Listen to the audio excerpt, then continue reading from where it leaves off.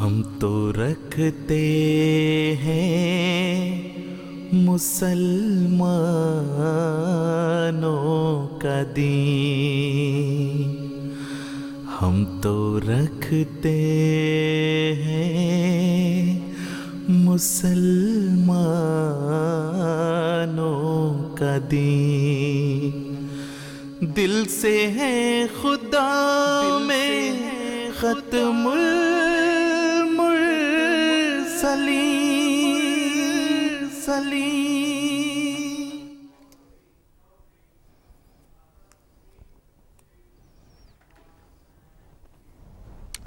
بسم اللہ الرحمن الرحیم۔ السلام علیکم ورحمۃ اللہ وبرکاتہ۔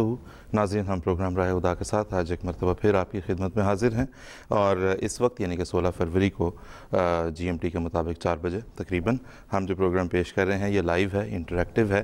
یہ بتا دینا اس لیے ضروری ہے کہ پروگرام ہفتے بھر کے دوران ریپیٹ ہوتا ہے، اس میں لوگ اس بات کا شکوہ کرتے ہیں کہ آپ کہتے تو رہے کہ لائیو ہے لیکن ہماری کال تھرو نہیں ہو سکی۔ تو اس وقت جو میں نے بتایا یہ پروگرام لائیو ہے، ہفتے بھر کے دوران ریپیٹ ہوگا۔ پروگرام راہ خدا کا مقصد ہمارے جو ریگولر ویورز ہیں وہ تو جانتے ہی ہیں کہ اس میں ہم حضرت اقدس مرزا غلام احمد صاحب قادیانی مسیح موعود و مہدی موعود علیہ الصلوۃ والسلام کی کے دعوی، ان کی صداقت، اور پھر آپ کی تعلیمات، اور پھر آپ کی جماعت جو کہ آپ نے قائم کی وہ کس طرح، جس طرح کہ اللہ تعالیٰ نے آپ کو خبر دی تھی، وہ کس طرح زمین کے کناروں تک جو ہے وہ پھیلتی چلی جا رہی ہے، پھیل گئی ہے اور پھیلتی چلی جا رہی ہے، ان باتوں کا تذکرہ رہتا ہے۔ تو جہاں تک بات ہے حضرت اقدس مسیح موعود علیہ الصلوۃ والسلام کے دعوی کی اور ان کی صداقت کی، تو دعوی کی صداقت کو پرکھنے کے کئی معیار ہوتے ہیں، ان پہ ہم کچھ پروگرامز میں بات کر بھی چکے ہیں، ان پہ بات چلتی رہتی بھی ہے۔ ایک بہت بڑا معیار جو کسی بھی دعوے کی صداقت کو خاص طور پہ جب ایک شخص یہ دعویٰ کرتا ہے کہ وہ مامور من اللہ ہے، تو اس کے دعوے کی صداقت کو پرکھنے کے جو بڑے معیار ہیں ان میں سے ایک بہت بڑا معیار اسے جب اللہ تعالیٰ اپنے خاص فضل سے، جیسے اللہ تعالیٰ نے قرآن میں فرمایا کہ اللہ تعالیٰ اپنی مرضی سے اپنے مرسلین کو غیب سے بھی خبریں دیتا ہے، اور اللہ تعالیٰ سے اذن پا کر وہ آنے والے وقت اور آنے والے زمانوں سے متعلق پیشن گوئی کرنے کی جو ہے وہ توفیق پاتے ہیں اور کرتے ہیں، اور پھر ہم یہ دیکھتے ہیں کہ آنے والے وقت پہ وہ کس طرح جو ہے وہ پیشن گوئیاں پوری ہوتی چلی جاتی ہیں۔ تو اسی طرح بہت سی پیش گوئیوں کا ہم ذکر اپنے پروگرامز میں کر چکے ہیں۔ ہمارا آج کا پروگرام جو ہے وہ چونکہ 20 فروری جو ہے وہ یوم مسلح موعود کے طور پہ منایا جاتا ہے جماعت احمدیہ میں، تو ہم پیش گوئی مسلح موعود کے حوالے سے بات کر رہے ہیں، ایک ایسی عظیم الشان پیش گوئی جو اپنے الفاظ سے لے کر اپنے اظہار، اپنی تکمیل، ہر رنگ، ہر سطح میں ایک عظیم الشان پیش گوئی ہے، جو کہ حضرت اقدس مرزا بشیر الدین محمود احمد صاحب خلیفۃ المسیح الثانی رضی اللہ تعالیٰ عنہ کی وجود بابرکات میں بڑی پوری شان کے ساتھ، پوری شان و شوکت کے ساتھ پوری ہو چکی ہے، اور دنیا پر بھی جو ہے وہ اس بات کا یہ بات ثابت ہو چکی ہے، لیکن ضرورت اس بات کی ہے کہ اسے مزید بیان کرتے رہا جائے۔ جہاں تک جس طرح کہ حضرت امیر المومنین ایّد اللہ تعالیٰ بن نصر العزیز نے گزشتہ روز اپنے خطبہ جمعہ میں ایسے خواب، ایسے رویا، ایسے کشوف کا ذکر کیا جو کہ جماعت احمدیہ کے بزرگان کو اللہ تعالیٰ نے عطا کی ہے، بالخصوص حضرت مسلح موعود رضی اللہ تعالیٰ عنہ کی خلافت اور آپ کے اس مقام اور منصب پر فائز ہونے کے جو کہ غیر معمولی منصب ہے، اس پر حضرت اقدس امیر المومنین ایّد اللہ تعالیٰ بن نصر العزیز کا خطبہ جو ہے وہ ہم اپنے احمدی ناظرین تو ہمیں امید ہے کہ سب سن چکے ہوں گے، جو نہیں سن سکے وہ بھی سنیں، لیکن غیر از جماعت ناظرین خاص طور پر ہمارے جو جنہیں ہم غیر مباین کہتے ہیں، یعنی کہ ایسے بھائی ہمارے جو حضرت اقدس مسیح موعود علیہ الصلوۃ والسلام کو تو مانتے ہیں لیکن خلافت پر ایمان نہیں لائے، اور 1914 میں انفارچونیٹلی الگ ہوئے ہم سے، ان کو بھی ہم یہ درخواست کریں گے کہ خاص طور پہ اس خطبے کو سنیں۔ تو آج کے پروگرام میں حضرت اقدس مسیح موعود علیہ الصلوۃ والسلام نے جو عظیم الشان پیش گوئی فرمائی ایک مبشر بیٹے کے بارے میں جس کی ولادت کے ساتھ جو ہے وہ دین کو تمکنت عطا ہونی تھی، ہم اس پر بات کریں گے انشاءاللہ۔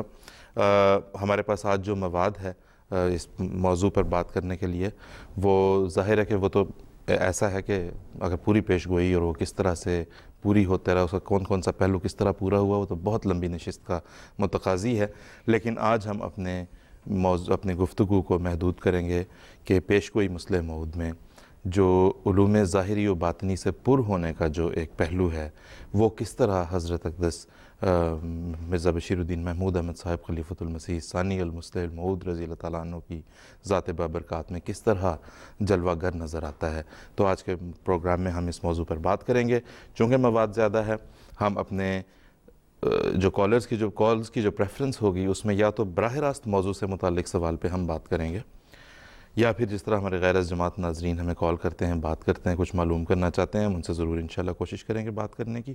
بالخصوص ہم دعوت دینا چاہیں گے اپنے ایسے بھائیوں کو جنہوں نے حضرت اقدس مسیح موعود علیہ السلام کو تو پہچانا اور مانا جس رنگ میں بھی، لیکن آپ کے بعد آپ کی خلافت کو نہ پہچان سکے، جو کہ حضرت مسیح علیہ السلام نے خود اللہ تعالیٰ سے اذن پا کر اپنے سکسیسرشپ کا اور اپنی جانشینی کا جو ایک حضور رضی اللہ علیہ السلام نے بیان فرمایا تھا کہ کس رنگ میں وہ چلے گی، اسے نہ پہچان سکے، اسے نہ مان سکے، انہیں ہم بالخصوص درخواست کریں گے کہ وہ اس پروگرام میں جو کہ حضرت مسلح موعود رضی اللہ تعالیٰ عنہ کے حوالے سے ہم پیش کر رہے ہیں، ضرور ہم سے رابطہ کر کے بات کرنا چاہیں۔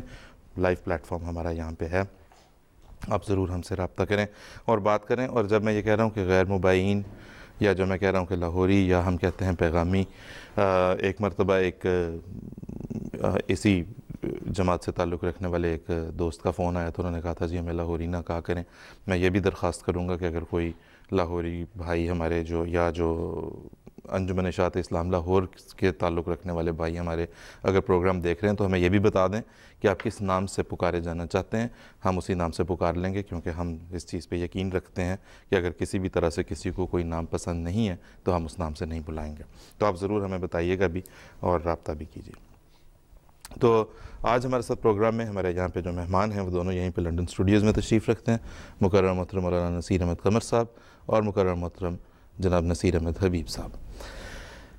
نصیر قمر صاحب، ہم اپنی گفتگو کا آغاز جو ہے وہ یہاں سے کریں گے، ہم نے آگے چلنا ہے، علوم ظاہری و باطنی کی طرف جانا ہے، لیکن ایک بہت بڑا سوال جو اٹھتا ہے جب بھی پیش گوئی مسلح موعود کی بات ہوتی ہے وہ یہ ہے کہ یہ کیسے ثابت کیا جائے، یا جماعت احمدیہ اس بات کو کیسے ثابت کرتی ہے کہ اس پیش گوئی کے مصداق حضرت مرزا بشیر الدین محمود احمد صاحب خلیفۃ المسیح ثانی رضی اللہ تعالیٰ عنہ تھے۔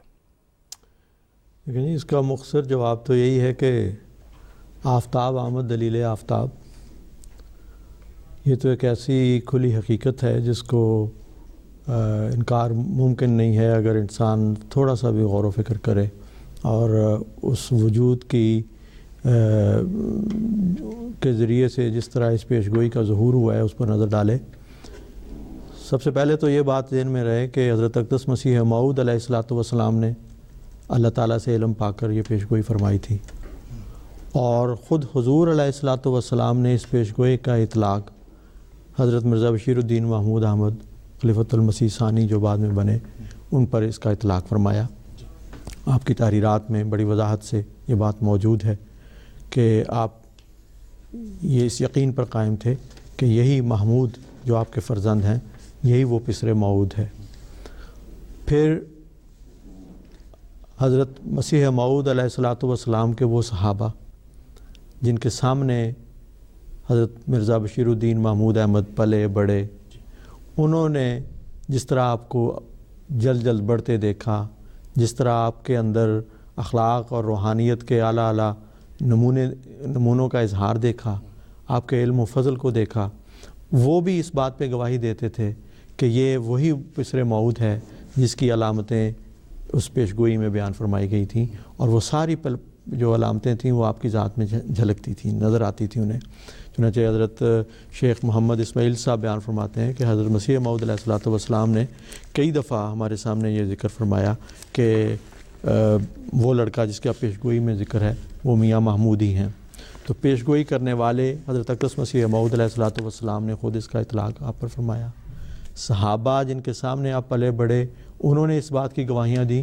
حضور اید اللہ نے بعض رویا اور کشوف کا جیسا کہ آپ نے بتایا کل کے خطبے میں بھی ذکر فرمایا، اور اس کے علاوہ بھی یعنی اللہ تعالیٰ نے رویا اور کشوف کے ذریعے بھی بعض پر منکشف فرمایا، اور بعض اپنی بصیرت اور فراست سے بھی یہ جانتے تھے کہ یہی وہ موعود فرزند ہے جس کے بارے میں پیش گوئی مسلح موعود میں ذکر ہے۔ چنانچہ حضرت خلیفۃ المسیح اول رضی اللہ تعالیٰ عنہ جو حضرت اقدس مسیح موعود علیہ الصلوۃ والسلام کے ایک نہایت ہی جلیل القدر صحابی اور آپ کے بعد خلافت کے منصب پر فائز ہوئے، ان کا بھی یہی موقف تھا اور آپ یقین پر قائم تھے۔ ایک موقع پر ایک صحابی نے حضرت خلیفۃ المسیح اول رضی اللہ عنہ سے آپ کی وفات سے قریب 6 مہینے قبل کی بات ہے، یہ ذکر کیا کہ حضور میں جہاں تک دیکھتا ہوں مجھے تو یہ لگتا ہے کہ وہ مسلح موت کی جو پیش گوئی ہے اس کی ساری علامتیں جو ہیں وہ حضرت مرزا میاں محمود احمد صاحب میں پوری ہوتی دکھائی دیتی ہیں۔ تو حضور نے فرمایا کہ یہ بالکل درست ہے، میں تو بہت دیر سے اس بات پہ قائم ہوں۔ تو انہوں نے جو حضور کا ارشاد تھا اس کو عنوان لکھ کے تو حضور کی خدمت میں پیش کیا کہ آپ اس بات کی توثیق فرما دیں۔ تو حضور نے اس کی توثیق بھی فرمائی۔ تو حضرت مسیح موعود علیہ الصلوۃ والسلام کے جو صحابہ تھے وہ بھی جانتے تھے، دیکھتے تھے کہ یہ وہ جو علامتیں بیان کی گئی تھیں وہ آپ میں پوری ہو رہی ہیں۔ پھر بعض دفعہ یہ ہوتا ہے کہ لوگ تو کہتے ہیں کہ جی فلاں ہے اس پیش گوئی کا مصداق، سوال یہ ہے کہ جس کے متعلق کہا جاتا ہے کیا انہوں نے خود بھی یہ فرمایا کہ میں اس کا مصداق ہوں؟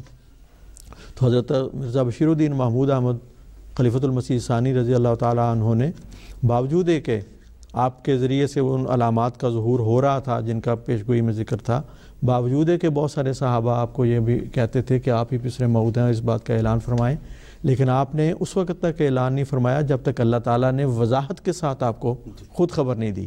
چنانچہ آپ نے پھر اللہ تعالیٰ کی حلفیہ قسم کھا کر یہ بتایا کہ خدا نے مجھے یہ خبر دی ہے کہ میں ہی وہ پسر موعود ہوں، اور پھر آپ نے ایک نہایت عظیم الشان جلیل القدر خطاب فرمایا، اور اس کے بعد بھی اس کا مختلف واقع پر آپ نے مختلف خطابات میں اس پیش گوئی کا اپنے اوپر جو اطلاق ہوا ہے اس کا بڑی تفصیل کے ساتھ ذکر فرمایا، اور الموعود کے نام سے آپ کا وہ خاص طور پر وہ خطاب جو ہے وہ چھپا ہوا ہے، وہ پڑھنا چاہیے۔ بالخصوص میں آمدی نوجوانوں سے یہ کہوں گا کہ وہ ضرور اس خطاب کو پڑھیں، جس سے نہ صرف یہ کہ اس پیش گوئی کی عظمت کا انہیں احساس ہوگا بلکہ یہ بھی معلوم ہوگا کہ کس طرح اس کی ایک ایک جزو جو ہے وہ نہایت شان کے ساتھ آپ کی ذات میں پوری ہوئی ہے۔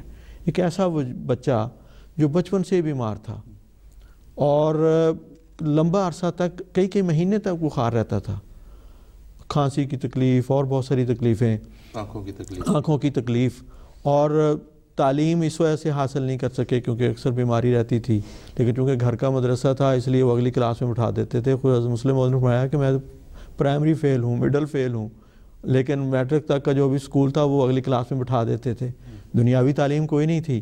لیکن یہ جو پیش گوئی میں فرمایا تھا کہ وہ سخت ذہین و فہیم ہوگا، دل کا حلیم اور علوم ظاہری و باطنی سے پر کیا جائے گا، آج کے چونکہ اس موضوع پہ بات ہو رہی ہے اسی ایک پہلو سے لے لیا جائے تو اتنی شان کے ساتھ یہ آپ کے وجود میں یہ بات پوری ہوئی ہے کہ صاف پتہ چلتا ہے کہ یہ کسی نے دنیاوی طور پر تعلیم نہیں دی بلکہ آپ کا معلم خود خدا تھا، کیونکہ خدا نے فرمایا پر کیا جائے گا، اور وہ پر کرنے والی ذات کون ہے؟ اللہ تعالیٰ کی ذات ہے جس نے یہ خبر دی ہے۔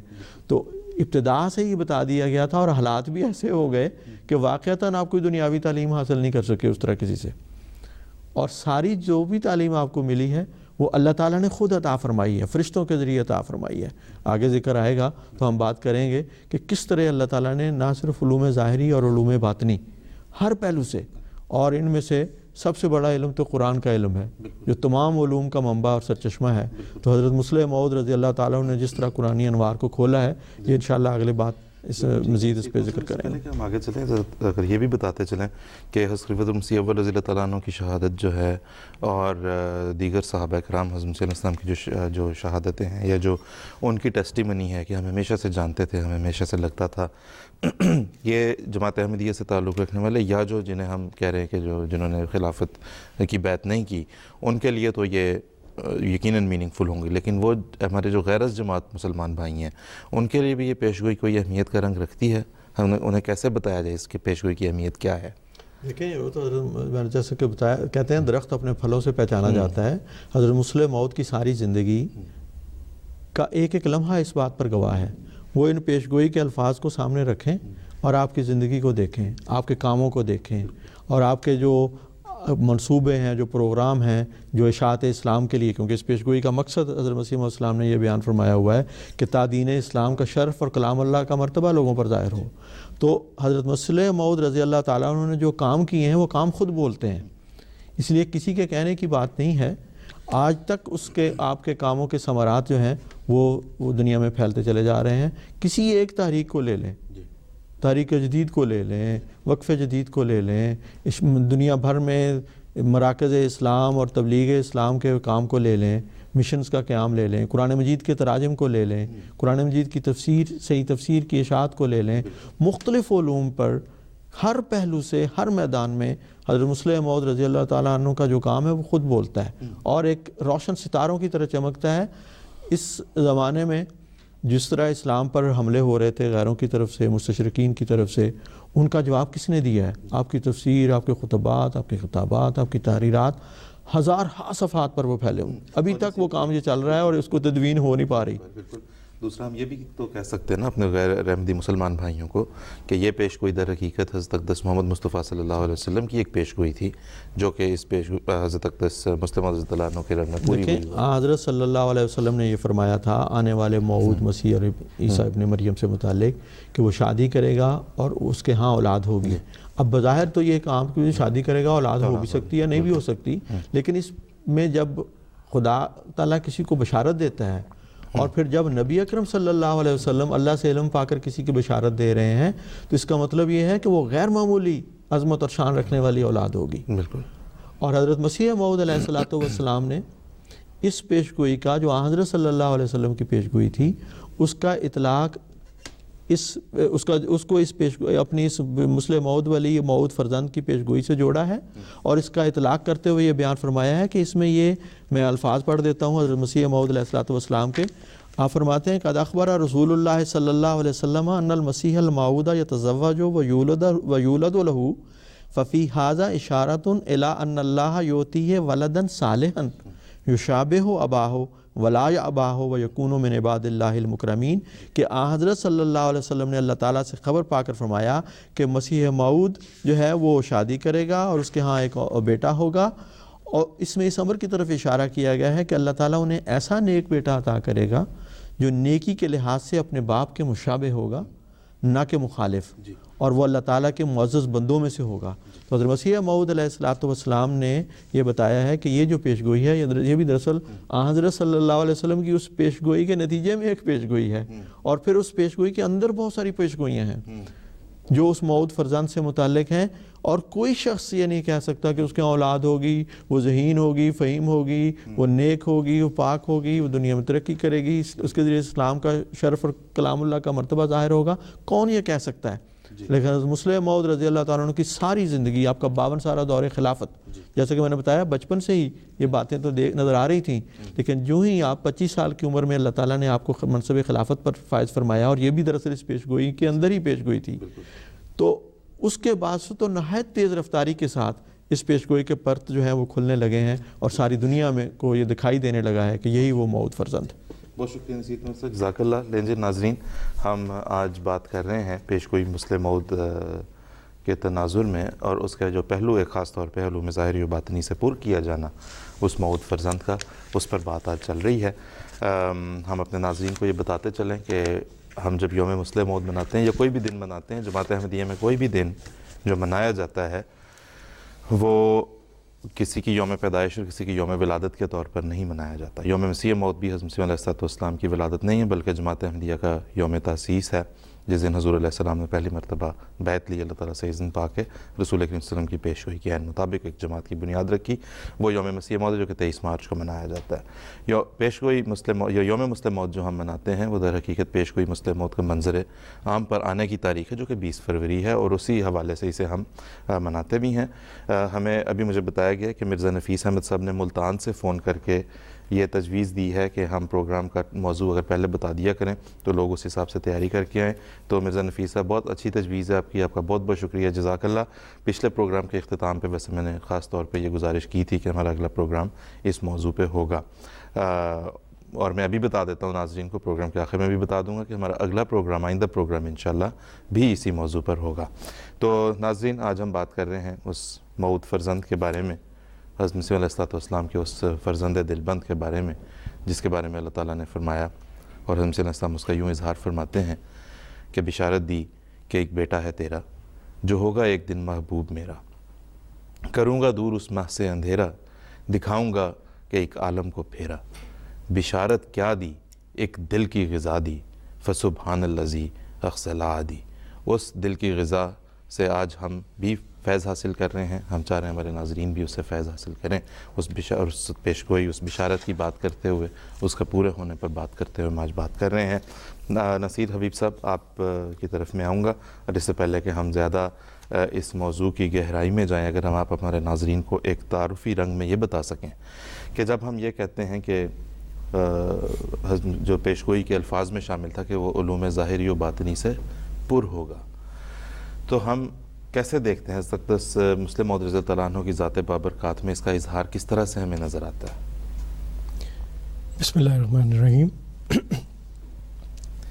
دیکھیں، یہ ان کی جو ایمرجنس ہے، ان کا وہ ایک ایسی تحریک کے نتیجے میں ہے جو آسمانی تحریک ہے، جس کا بنیادی تصور یہ ہے کہ آسمان پر تعلق درست کر لو، زمین پہ تمہارا کوئی کچھ نہیں بگاڑ سکتا۔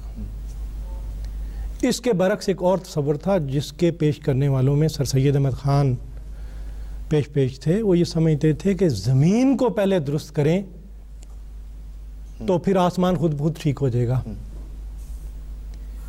چنانچہ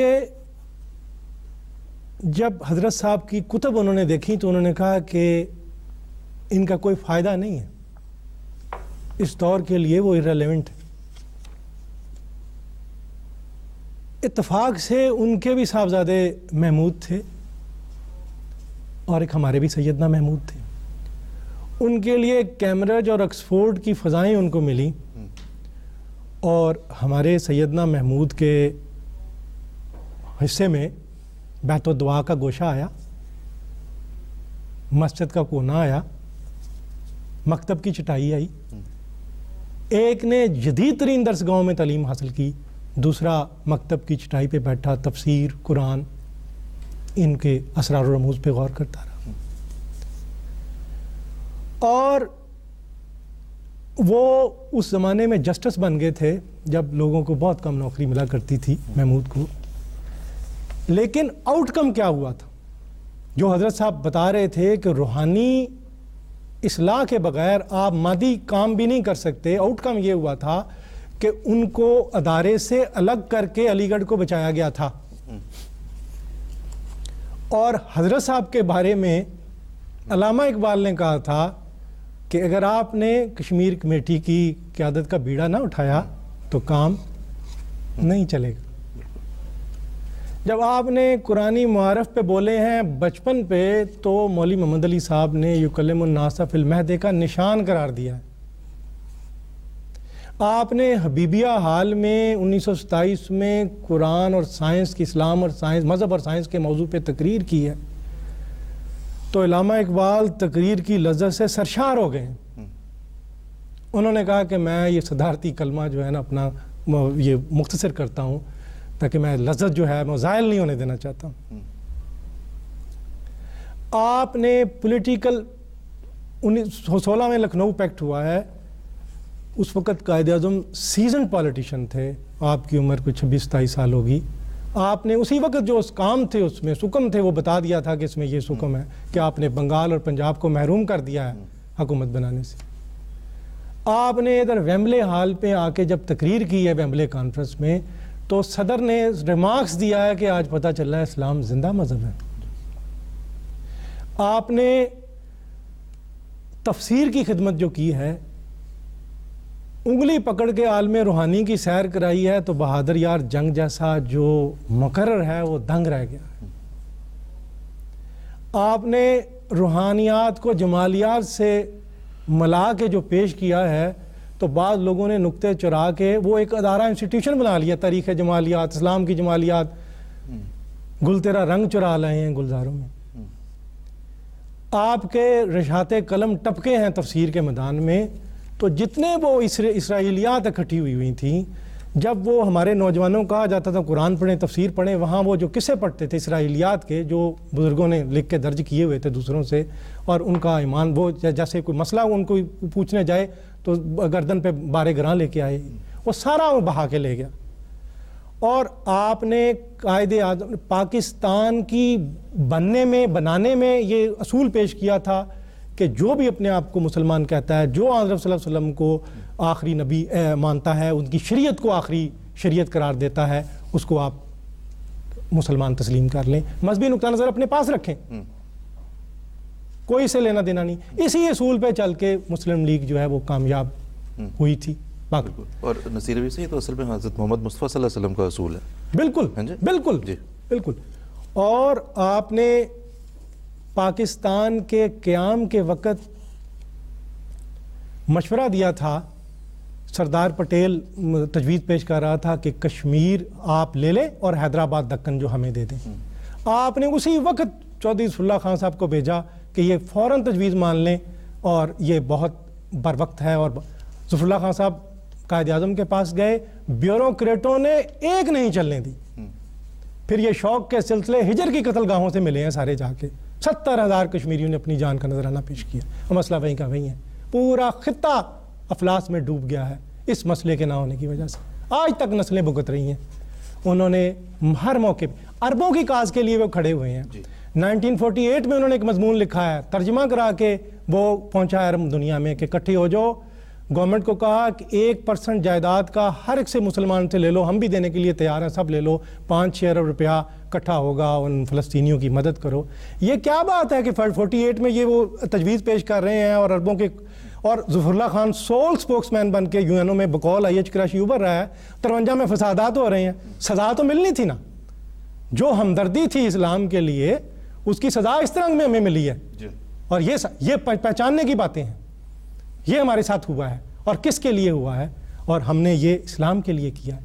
حضرت صاحب نے قیام کے وقت پاکستان کے یہ دیا تجویز دی تھی کہ قرآن کی تعلیم جو ہے ترجمہ ہر ایک کے لیے فرض قرار دو، ہر ایک کے لیے ضروری قرار دو۔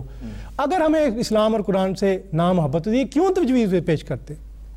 شدی کی تحریک میں تم نے سستی کا مظاہرہ کیا، ہم جب میدان میں آئے 40,000 جو تھے وہ اس وقت ارتداد کا شکار ہو چکے تھے مسلمان ملکانہ راجپوت، ان کو واپس لے کے آئے ہیں ہم، اور ان کو وہ سننی ہے، یعنی ہم ان کو اسلام کے دائرے میں لے کے آئے ہیں، اپنے ریسورسز خرچ کر کے، پیسے خرچ کر کے، سب کچھ لے کے، وہ تو ہمارا دل تو ہے کھلا، بالکل ایسا ہی، گاؤں کے آنگن جیسا، تنگ سوچے ہیں تیری شہر کی گلیوں جیسی۔ آپ نے الزام ہم پہ لگائے ہیں، ہم نے تو ان کو، ہمیں اگر محبت نہ ہوتی، عشق رسول عربی نہ ہوتا تو کیوں ہم ان کو لے کے آتے واپس؟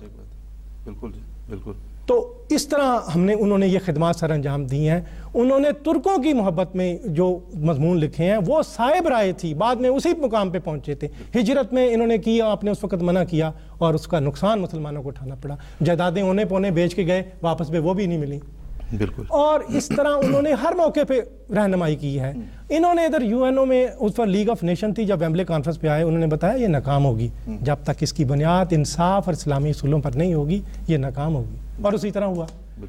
تو یہ شہادتیں ہیں، ایکسٹرنل ایویڈنس ہیں، اس سے آپ اندازہ کر سکتے ہیں۔ بالکل ٹھیک، بہت شکریہ۔ اور ہم اپنے ناظرین کو یہاں پہ یہ بتاتے چلیں کہ یہ اگر یہ بھی خیال گزر رہا ہو کسی کو کہ جی یہ جماعت احمدیہ کا ٹیلی ویژن چینل ہے، جماعت احمدیہ کا پلیٹ فارم ہے، جماعت احمدیہ سے تعلق رکھنے والے لوگ بیٹھے ہوئے ہیں، تو انہوں نے تو یہ کہنا ہی ہے۔ ہم آپ کو بتاتے چلیں کہ اس کا جو جس طرح بھی نصیر حبیب صاحب بھی فرما رہے تھے کہ اپنے تو اپنے غیر بھی اس بات کو تسلیم کیے بغیر نہیں رہ سکتے کہ حضرت مسلم موعود رضی اللہ تعالیٰ عنہ غیر معمولی صلاحیتوں کے حامل، غیر معمولی کیپیبلٹیز کے حامل ایک عظیم الشان شخصیت تھے۔ میں یہاں پہ اس وقت بریفلی ایک انسائکلوپیڈیا پاکستانی کا اس وقت میرے پاس ہے، یہ ہے تو الفیصل ناشران و تاجران کتب کا چھپا ہوا، لیکن سید قاسم محمود کا کمپائل کیا ہوا، جو کہ ایک بڑا نام ہے، جو کہ قابل ذکر نام ہے۔ میں یہ بتانا چاہتا ہوں کہ انہوں نے مثلاً جہاں پہ جماعت احمدیہ کا ذکر کیا ہے اس میں لکھتے ہیں کہ جماعت احمدیوں نے من حیث الجماعت تحریک پاکستان کی حمایت کی تھی، قیام پاکستان کے لیے انہوں نے بڑھ چڑھ کر حصہ لیا، اور پاکستان بن گیا تو ہجرت کر کے یہاں آ گئے۔ اسی طرح بشیر الدین محمود کے تحت یہ لکھتے ہیں کہ مرزا غلام احمد کے بڑے فرزند فلاں سن میں پیدا ہوئے. مرزا صاحب نے یعنی کہ حضرت مرزا بشیر الدین محمود احمد صاحب رضی اللہ عنہ کا ذکر ہے. مرزا صاحب نے اپنی جماعتی کاموں کے علاوہ سیاسی تحریکوں میں بھی سرگرمی سے حصہ لیا. قیام پاکستان کے بعد انہیں قادیان سے نکلنا پڑا، چنانچہ اپنی جماعت کے لیے چنیوٹ کے قریب ربوہ میں ایک مرکز بنایا. آپ کی متعدد تصانیف ہیں جن میں ایک تفسیر قرآن بھی ہے. تو لاکھ مخالفت ہوتی رہے، لاکھ تعصبات پلتے رہیں، لیکن جو ہم دیکھتے ہیں کہ جو ذرا سا بھی ان بائسڈ ہوگا، بلکہ بائسڈ بھی اس بات کو تسلیم کیے بغیر نہیں رہ سکے. حضرت مسلم موعود رضی اللہ عنہ کی تفسیر سے کس طرح لوگوں نے استفادے کیے ہیں، اور وہ ہم متعصب طبقے کی بات کر رہے ہیں جو کہ ویسے مفسر تو دور کی بات مسلمان ماننے کو تیار نہیں ہے، لیکن یہ کہ استفادہ حضرت اقدس مسلم موعود رضی اللہ عنہ کی تفسیر سے ہی بہت سارے لوگوں نے کیا بھی. تو اسی طرح نصیر حبیب صاحب جس طرح بھی آپ بتا رہے تھے، میں ادھر جو ہے یہاں پہ لنڈن میں سینٹ ہاؤس لائبریری جو کہ بہت بڑی لائبریری میں سے ایک ہے، اس کے کیٹلاگ میں سے گو تھرو ہوتے ہوئے مجھے نظر آیا کہ سائمن کمیشن پہ جو حضرت مسلم موعود رضی اللہ عنہ کا جو تبصرہ تھا انگریزی زبان میں چھپا یہاں پہ آیا، اور وہ کامن ویلتھ کا جو سیکشن ہے سینٹ ہاؤس لائبریری کا اس میں موجود ہے. میں اس کو تلاش کرنے کے لیے ایک دفعہ گیا، وہ اپنی جگہ پہ نہیں تھا. میں نے ان کو بتایا، پھر دوبارہ پہلی دفعہ میں نے بتایا، پھر دوسری دفعہ دیکھا، پھر بھی وہاں پہ نہیں تھا. تیسرے چوتھے دن جب میں گیا اور تو پھر میں نے ان سے ذکر کیا جو ان کی انتظامیہ تھی کہ جو میں یہ سائمن کمیشن پہ جو جماعت احمدیہ کے سربراہ کا جو تبصرہ تھا میں اس کی تلاش میں ہوں، یہ مجھے اپنی جگہ پہ ملتا نہیں ہے. تو انہوں نے کہا کہ یہ ایکچولی چونکہ ایسوسیٹڈ ہے with London institute of advance studies کے ساتھ سینٹ ہاؤس لائبریری جو لنڈن یونیورسٹی کا حصہ ہے، تو اس میں بہت ساری کتب جو ہیں وہ دی اونلی ریزن کہ وہ وہاں سے ریمووڈ ہوگی وہ یہ ہوگی کہ وہ کلاس روم میں پڑھائی جا رہی ہے، کیونکہ وہ ریفرنس لائبریری ہے، وہاں سے بکس ایشو نہیں ہوتی. تو اس میں کوئی صورت نہیں ہے کہ بک ایشو ہوئی ہو، صرف واحد صورت یہ ہے کہ وہ کسی کلاس روم میں ہے اور وہاں سے اس سے جو ہے وہ طلبہ کو جو ہے وہ پڑھایا جا رہا ہے. تو اور صرف یہی نہیں، مطلب اور بہت سی مثالیں ہیں صاحب انٹچ رہے ہیں. سائمن جب آئے ہندوستان میں تو ان کا بائیکاٹ کیا ہے قائد اعظم نے، اور 2 لیگوں کے 2 حصے بن گئے تھے لیگ کے، اور جناح لیگ نے بائیکاٹ کیا. تو حضرت صاحب نے اس وقت کہا نہیں بائیکاٹ کرنے سے نہیں ہوگا، کیونکہ وہ جو سمجھتے ہیں ان کو جو پولیٹیکل پارٹی یورپ میں بنتی ہے وہ اور ہوتی ہے، ہمارے ہاں مذہب ایک پارٹی ہے انڈیا میں اس کی مقصود، تو لہٰذا ہمیں اپنا موقف پیش کرنا چاہیے تاکہ وہ انڈرسٹینڈ کر سکے. حضرت صاحب نے وہ باقاعدہ اس کے لیے سارا موقف اس وقت علامہ اقبال تھے سیکرٹری اس کے شفیع لیگ کے، اور اس کے ذریعے سے موقف پیش کیا. کئی بار یہ پیش ہوئے ہیں، پھر آپ نے کوشش کی ہے، اور پھر یہ جو گول میز کانفرنس ہوئی ہے اس کے موقع پہ بھی آپ نے تجاویز لکھ کے یہاں بھجوائی ہیں، اور فیروز خان نون نے اپنا علامہ اقبال نے سب نے یہ کہا کہ جی جامع تبصرہ ہے، بہت فائدہ ہوا ہے. تو ہر مسئلے سے بھی ان ٹچ رہے ہیں، مسلسل رہنمائی کرتے رہے ہیں. بالکل، بہت شکریہ جی نصیر سے، جزاک اللہ. نصیر قمر صاحب ہم آگے چل رہے ہیں. ابھی میں نے جس طرح بات کی سید قاسم محمود حضرت مسلم موعود رضی اللہ عنہ کی تفسیر کا ذکر کرتے ہیں. اس وقت ایک اور یہاں پہ انسائکلوپیڈیا میں کچھ پڑا ہوا ہے، اسے اٹھانا دکھانا مشکل ہوگا، کافی بھاری بھرکم ہے، لیکن یہ فیروز سنس کا شائع شدہ، یہ بھی حضرت مسلم موعود رضی اللہ عنہ کی تفسیر قرآنی کے نام سے ہی اسے تسلیم بھی کر رہا ہے اور اس کا ذکر بھی کر رہا ہے. تفسیر کبیر ایک خاص مقام رکھتی ہے. یہ ایک ایسے آدمی کے قلم سے لکھی گئی جو غیر معمولی شان و شوکت کا آدمی تھا، جس کی پیدائش سے پہلے خدا تعالیٰ نے بتا دیا تھا اس نے علوم ظاہری و باطنی سے پر ہونا ہے. آپ دیکھیں جہاں تک یہ ہے کہ قوم نصیروں کی رستگاری کا موجب ہونا، قوموں کا اس سے فلاح و بہبود پانا اور برکت حاصل کرنا، یہ سب تو در حقیقت قرآن کریم ہی کی صفات ہیں جس کے ذریعے سے یہ سب کچھ ہو سکتا ہے.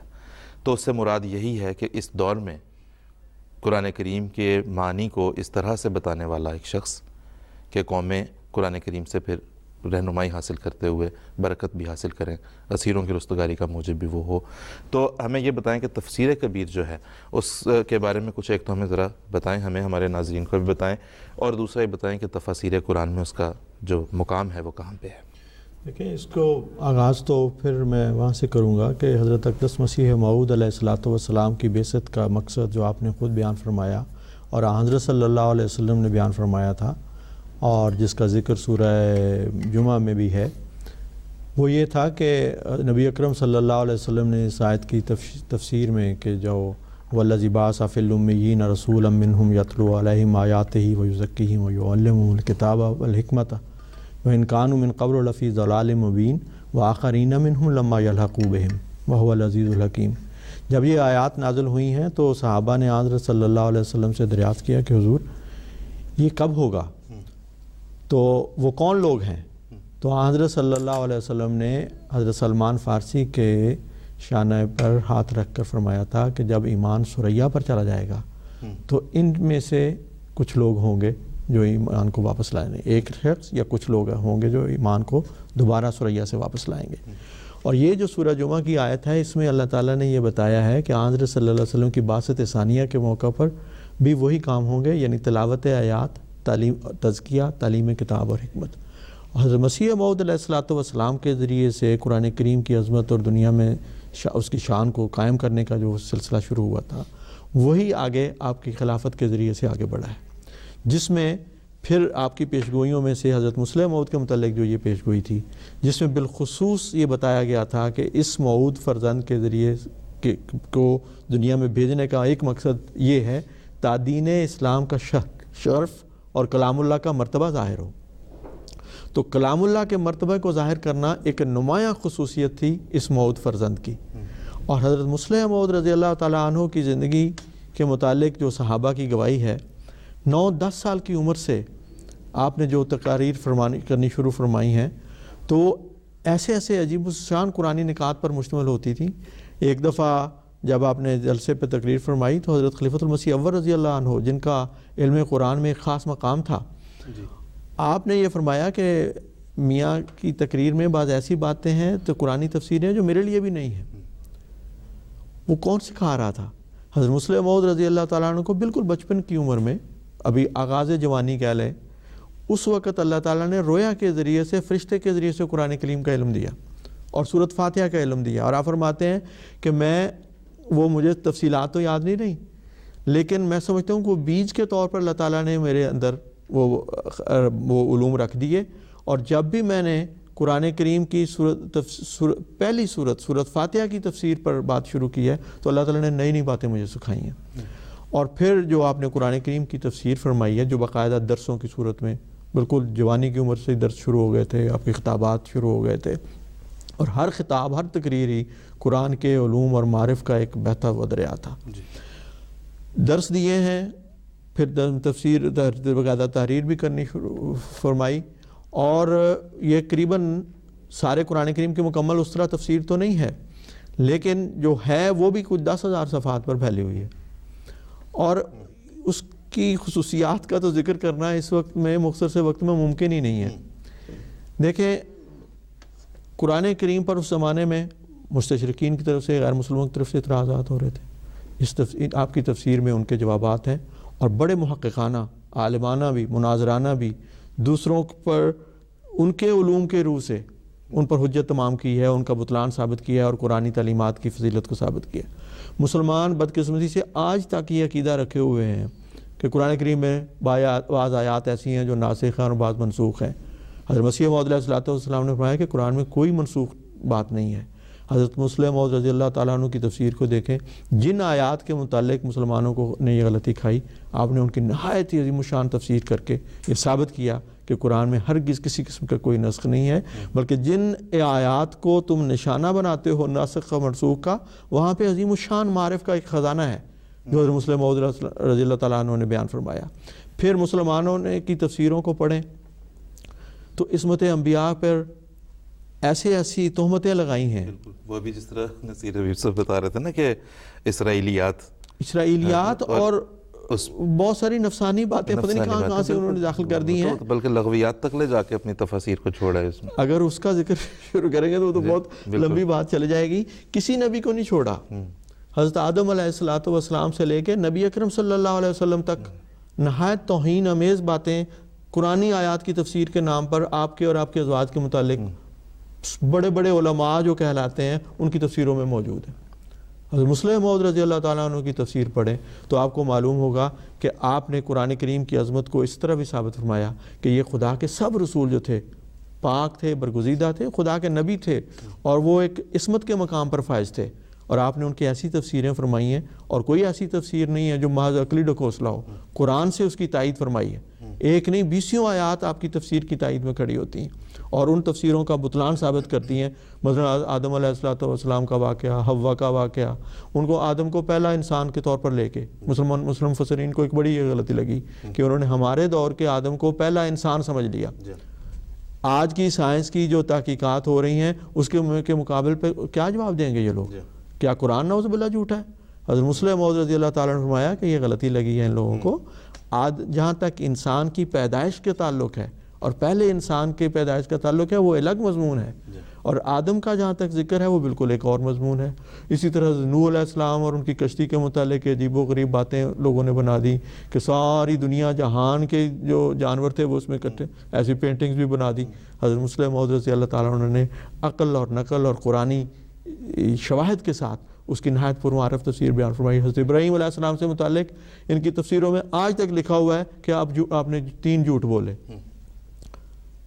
وہ رسول نبی جس کے بارے میں خدا صدیق نبیًا کہہ رہا ہے اس کے بارے میں یہ کہہ دیا. حضرت اسماعیل سے متعلق, حضرت اسحاق سے متعلق, حضرت موسیٰ سے متعلق, عیسیٰ علیہ السلام سے متعلق کہ جی وہ پرندے پیدا کرتے تھے, مردوں کو زندہ کرتے تھے. قرآن کی آیات سے غلط تفسیریں کر دی. آپ حضرت مسلم موعود رضی اللہ تعالیٰ عنہ کی تفسیر کبیر کو اٹھائیں اور وہاں سے ان آیات کی تفسیر پڑھیں. حضرت لوط علیہ السلام کا جو قصہ ہے اور آپ کی جو آپ کا یہ فرمانا کہ ہم وہ جو ہے کیا کہتے ہیں ہاؤلائے بناتی ہنا اطہر لکم, اس کی جو تفسیریں بیان کی گئی ہیں اس کو پڑھ کے انسان لرز جاتا ہے کہ خدا کے نبیوں کے بارے میں کیسی باتیں بیان کر رہے ہیں. حضرت مسلم موعود رضی اللہ عنہ کی تفسیر پڑھیں. علامہ نیاز فتح پوری کہتے ہیں میں تو پھڑک اٹھا یہ تفسیر پڑھ کے کہ ایسی شان کی تفسیر اور انبیاء کی عصمت اور عزت کو کس طرح آپ نے قائم فرمایا اور قرآن کریم کی حقانیت کو اور فضیلت کو دنیا میں ثابت فرمایا ہے. کسی نبی کا ذکر پڑھ لیں, ہاروت اور ماروت کا قصہ پڑھ لیں, ایسی واحیات قسم کی تفسیریں ہیں کہ انسان کانپ جاتا ہے کہ یہ, اور مستشرقین غیر مسلم انہی کی تفسیروں کے حوالے اٹھا کے مسلمانوں کو مورد الزام ٹھہراتے ہیں کہ یہ ہے جی ان کا قرآن, دیکھو کتنی نامعقول باتیں سائنس کے خلاف ہیں, عقل کے خلاف ہیں, واقعات کے خلاف ہیں. وہ کہتے ہیں وہ ہاروت ماروت وہ جو 2 فرشتے تھے انہوں نے غلطی کی اور اس کی وجہ سے آج تک وہ بابل میں ایک کنویں میں الٹے لٹکے ہوئے ہیں. کیسی کہاں یعنی, اور پھر وہ جو ہے بس قرآن کریم کی بے شمار آیات کی تفسیر, آخری صورتوں کی تفسیر تو ملتی ہی نہیں قرآن مفسرین میں, ان کو وہ سارا زور ان کا ختم ہو جاتا ہے.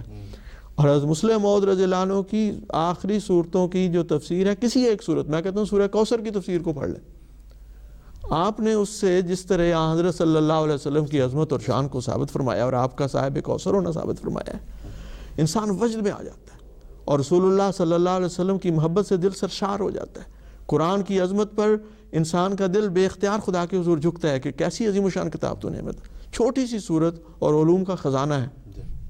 تو حضرت مسلم موعود رضی اللہ عنہ کی تفسیر کے جو اتنے بے شمار پہلو ہیں کہ ہم ان کو بیان, محکمات اور متشابہات کا مضمون ہے. مفسرین نے ایسی اس میں چھوڑی ہوئی ہیں باتیں کہ قرآن کا رہتا ہی کچھ نہیں. آدمی کہتا ہے کہ یہ کیسا کلام ہے کہ اس میں کچھ باتیں جی محکم وہ ہیں جو پکی ہیں, متشابہ وہ ہیں جو شکوک و شبہات پیدا کرنے والی ہیں. اب نمایا قرآن نے تو سارے کلام کو بھی محکم کہا, سارے کلام کو متشابہ بھی کہا, اور وہ تو کہتا ہے کہ یہ ایسی متشابہ آیات ہیں کہ ان کو سن کے انسان کے بدن مومنین کا جو ہے لرز جاتے ہیں خدا کے خوف سے. تو تم کہتے ہو کہ اس میں شکوک و شبہ, تو اتنے بے شمار مضمون ہیں. حضرت سلیمان کا قصہ, جنوں کا قصہ, اسراء اور معراج کا قصہ, اصحاب کہف کا مضمون, آج بھی جو آپ بعض ٹی وی چینلز پہ آتی ہیں باتیں, حضرت صالح علیہ السلام کی اونٹنی کا واقعہ, ایسے دیو ملائی افسانوی قسم کی کہانیاں بنائی ہوئی ہیں جن کو پڑھ کے انسان کہتا ہے کہ کس دنیا میں رہتے ہیں, کیا یہ خدا کا کلام ہے؟ ہرگز نہیں. وہ جس رنگ میں ہمارے مخالفین قرآن کو پیش کرتے ہیں اس کو پڑھ کے کبھی بھی کوئی قرآن کی طاقت کی طرف نہیں آئے گا. لیکن حضرت مسلم موعود رضی اللہ تعالیٰ عنہ نے جس طرح کے خدا کا وعدہ تھا, آپ کو اللہ تعالیٰ نے علم عطا فرمایا اور آپ کی ان تفسیروں کو پڑھیں, تو پھر میں اپنے غیر جماعت ناظرین سے یہ درخواست کروں گا کہ آپ خدا کے لیے ان کو پڑھ کے تو دیکھیں. آپ روز وہ کہانیاں سنتے ہیں, قرآن میں یہ بات ہے, یہ کتابیں اب موجود ہیں, آپ کی رسائی میں ہیں, آپ کے گھر گھر جہاں پہ انٹرنیٹ موجود ہے, جماعت کی ویب سائٹ پہ جائیں, حضرت مسلم موعود کی تفسیر کبیر کو دیکھیں, آپ اس کو پڑھ کے تو دیکھیں, پھر آپ کو پتہ چلے گا کہ کون ہے جو قرآن کی عظمت کو دنیا میں قائم کرنے والا ہے اور کون سی جماعت ہے جو آج دنیا کو قائم کرنے والا, اسلام کی عظمت کو دنیا میں قائم کرنے والی ہے اور تو مشرکین کے جواب دینے والی ہے, انبیاء کی عصمت کو قائم کرنے والی ہے. اور ہم جیسا کہ آپ نے بتایا بہت سارے بزرگان نے, اب تو ذرا کھل کے نہیں بولتے, لیکن آصف صاحب آج بھی یہ ایسی رپورٹس آ جاتی ہیں. حضور نے بھی اپنے کئی خطبات میں بھی اس کا ذکر بھی فرمایا کہ کئی غیر احمدی علماء وہ حضرت مسلم موعود کی رضی اللہ عنہ کی تفسیر کو پڑھ کے اپنے تقریریں کرتے ہیں، اپنے درس دیتے ہیں. روا سے بھی جہاں پہ جن سے خریدتے ہیں وہ بھی آ کے کہتے ہیں جی بتانا نہیں، لیکن ہم تو ایسی عظیم الشان یہ چیز ہے اور ہم لوگوں سے واہ واہ لیتے ہیں، ہمیں اس سے غرض نہیں. یہ تو فیضان عام ہے ساری دنیا کے لیے. جماعت مسیح موعود علیہ الصلوۃ والسلام نے تو اسی محمدی فیض کو دنیا میں عام کیا ہے، قرآن کے فیوز کو دنیا کے سامنے عام کیا ہے، اس سے فائدہ اٹھائیں اسی لیے ہیں. لیکن اتنی جرت تو دکھائیں کہ اس حق پر تو قائم ہو جس حق پر قرآن قائم کرنے کے لیے آیا ہے، کہ سچ کو سچ کہیں اور یہ بات مانیں کہ یہی وہ جماعت ہے کہ جو قرآن کی عظمت کو دنیا میں قائم کرنے والی ہے اور اسلام کی عظمت کو دنیا میں قائم کرنے والی. بالکل. اور دوسرے کے بعض ایسے بھی ہیں جو حضرت مسلم موعود رضی اللہ عنہ کی تفسیر پڑھ کے اسے بیان کر کے خود ریفارمر ہونے کا دعویٰ بھی کرتے ہیں جی، لیکن اس میں یہ دیکھیں کہ وہ عرفان کہاں سے لائیں گے. جی نصیر سے کچھ کہنا چاہ رہے ہیں؟ دیکھیں بات یہ ہے، قرآن کی تفسیر کرتے ہیں لوگ، اس میں 2-4 سخت مقام آتے ہیں. لا یمسہ الا المطہرون. جب تک حضرت اصل میں ان کا جو علم الکلام ہے وہ حضرت مسیح موعود علیہ الصلوۃ والسلام کی ایکسٹینشن ہے. آپ جو حبیبیہ حال میں لیکچر دیا ہے مذہب اور سائنس پہ، وہ براہین احمدیہ پہ بیس کرتا ہے. ویمبلے ہال میں جو تقریر کی ہے وہ اسلامی اصول کی فلاسفی کی ایک طرح سے ایکسٹینشن ہے. دیکھیں، اور مولانا اشرف علی تھانوی نے احکام اسلام عقل کی نظر میں، کیا وہاں اقتباس نہیں ملتے حضرت صاحب کے؟ دنیا کوئی ان کو بعض جو ہے مجدد تسلیم کرتے ہیں بعض مسلمان، تو کیا وہاں وہ نہیں ملتے، نہیں پائے جاتے؟ وہ یہ شہادت نہیں ہے؟ کتنی بڑی شہادت ہے.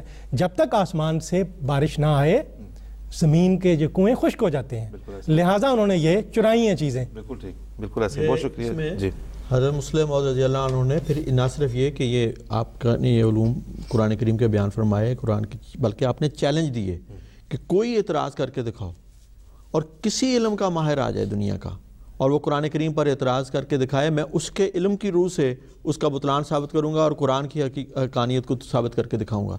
اور یہ بات ایک ایسی تھی، آپ نے قرآن کریم سے استنباط کر کے جو پہلے بھی مضمون بیان فرمانے کے علم سیاسیات ہو، الہیات ہو، تصوف ہو، تاریخ ہو، ہر علم کی آپ نے قرآن سے اس کا استنباط فرمایا اور قرآن کریم کی حقانیت کو دنیا ثابت کیا. آپ نے بتایا تھا کہ وہ دوسرے جو خود مولوی ظفر علی خان صاحب حراری جو آج ہماری مخالفت میں بڑے پیش ہیں، وہ اپنے اس جو ان کے بڑے تھے ان کی بات کو بھی کم از کم سامنے تو رکھے نا کبھی. اس کو کیوں نہیں، ان کو کیوں نہیں کوٹ کرتے آج اس زمانے میں؟ انہوں نے ایک موقع پہ یہ کہا اور اپنے اخبار میں لکھا کہ احراریوں کان کھول کر سن لو، تم اور تمہارے لگے بندھے مرزا محمود صاحب کا مقابلہ قیامت تک نہیں کر سکتے. مرزا محمود کے پاس قرآن ہے. آج ہی ہم پر الزام لگاتے ہیں کہ ہم قرآن کے محرف معدل اس کو کرنے والے ہیں اور اس کا انکار کرنے والے ہیں. اس وقت اتنی شرافت تھی، وہ سخت مخالف تھے، معاند تھے جماعت کے، لیکن وہ کہتے تھے کہ مرزا محمود کے پاس قرآن ہے اور قرآن کا علم ہے، تمہارے پاس کیا خاک دھرا ہے؟ تم نے کبھی خواب میں بھی قرآن نہیں پڑھا، تم خود کچھ نہیں جانتے، تم لوگوں کو کیا بتاؤ گے؟ مرزا محمود کی مخالفت تمہارے فرشتے بھی نہیں کر سکتے. تو پھر آگے وہ خود ہی کہتے ہیں کہ میں حق بات کہنے سے بات نہیں آ سکتا. تو یہ ایسے بہت سارے ان کے اعترافات بھی ہیں جنہوں نے مانا ہے کہ حضرت مسلم موعود کو اللہ تعالیٰ نے غیر معمولی علم قرآن بخشا تھا. جزاک اللہ. یہاں سے آگے چلیں گے. جی نصیر حبیب صاحب، حضرت مسلم موعود رضی اللہ عنہ جس دور میں تھے اس دنیا میں آپ موجود رہے ہیں جب، تو وہ زمانہ ہم دیکھتے ہیں کہ ہیومن ہسٹری کے حوالے سے ایک بڑا امپورٹنٹ زمانہ ہے. آپ اس کو ایک اہم سنگ میل کہیں، بلکہ ایک کراس روڈز ہے جہاں پہ ہم دیکھتے ہیں کہ جو ہے وہ کہیں پہ نوآبادیات کے مسائل ہیں، کہیں پہ جنگوں کے مسائل چل رہے ہیں، بین الممالک جو جنگیں تھیں، اور بہت سارے ایشوز. مسلم امت مسلمہ میں ہم دیکھتے ہیں کہ چونکہ ایک تشخص کا بحران تھا جس کے نتیجے میں بہت ساری چیزیں جو خلافت موومنٹ وغیرہ اٹھی اور وہ سارا کچھ ہے، اس میں مسلمانوں کی ایک سیاسی کشمکش ہے. جد و جہد تو خیر اس کو دیکھیں گے بعد میں کس حد تک ہے، لیکن ایک کشمکش کا شکار نظر آتے ہیں. ایسے میں ہم دیکھتے ہیں حضرت مسلم موعود رضی اللہ تعالیٰ عنہ نے جو رہنمائی فرمائی ہے امت مسلمہ کی بھی، دوسری اقوام کی بھی، اس میں بڑی شان کے ساتھ جو پیش گوئی کے الفاظ تھے کہ قومیں اس سے برکت پائیں گی، وہ بڑی شان کے ساتھ پورے ہوئے ہیں وہ الفاظ. آپ سے میں درخواست کروں گا کہ اگر اس پہ کچھ روشنی ڈالیں. دیکھیے، آپ کی اجازت سے تھوڑی سی میں ایک عرض کروں گا. ایک ہوتا ہے علم سائٹ کے ذریعے، نظر کے ذریعے، جو بکس لکھی جاتی ہے سائٹ کے ذریعے علم حاصل کرنا ہے. ایک علم ہوتا ہے ساؤنڈ کے ذریعے. اسلامی جو سسٹم آف ایجوکیشن ہے اس میں ساؤنڈ کو بڑی اہمیت ہے, آواز کو بڑی اہمیت ہے. کسی سے پڑھی ہو جی بخاری, قرآن پڑھا ہو جی کسی سے. حضرت صاحب نے حضرت مسیح موعود علیہ الصلوۃ والسلام کا علم الکلام جو سائٹ تھا وہ ساؤنڈ میں شفٹ کیا. 9 گھنٹے 7 گھنٹے کھڑے ہو کے تقریریں کی ہیں اور انہوں نے پہنچایا ہے. یہ بہت بڑی خدمت ہے ان کی. باقی اس وقت جو آپ فرما رہے ہیں کہ زمانہ جو تھا وہ یہ تھا, حضرت مسیح موعود علیہ الصلوۃ والسلام خبر دے چکے تھے کہ ایشیا تو بھی امن میں نہیں ہے, یورپ کے رہنے والوں تم بھی محفوظ نہیں ہیں, جزائر کے رہنے والوں کوئی مصنوعی خدا تمہاری مدد کو نہیں آئے گا. تو حضرت صاحب کو یہ پورا احساس تھا.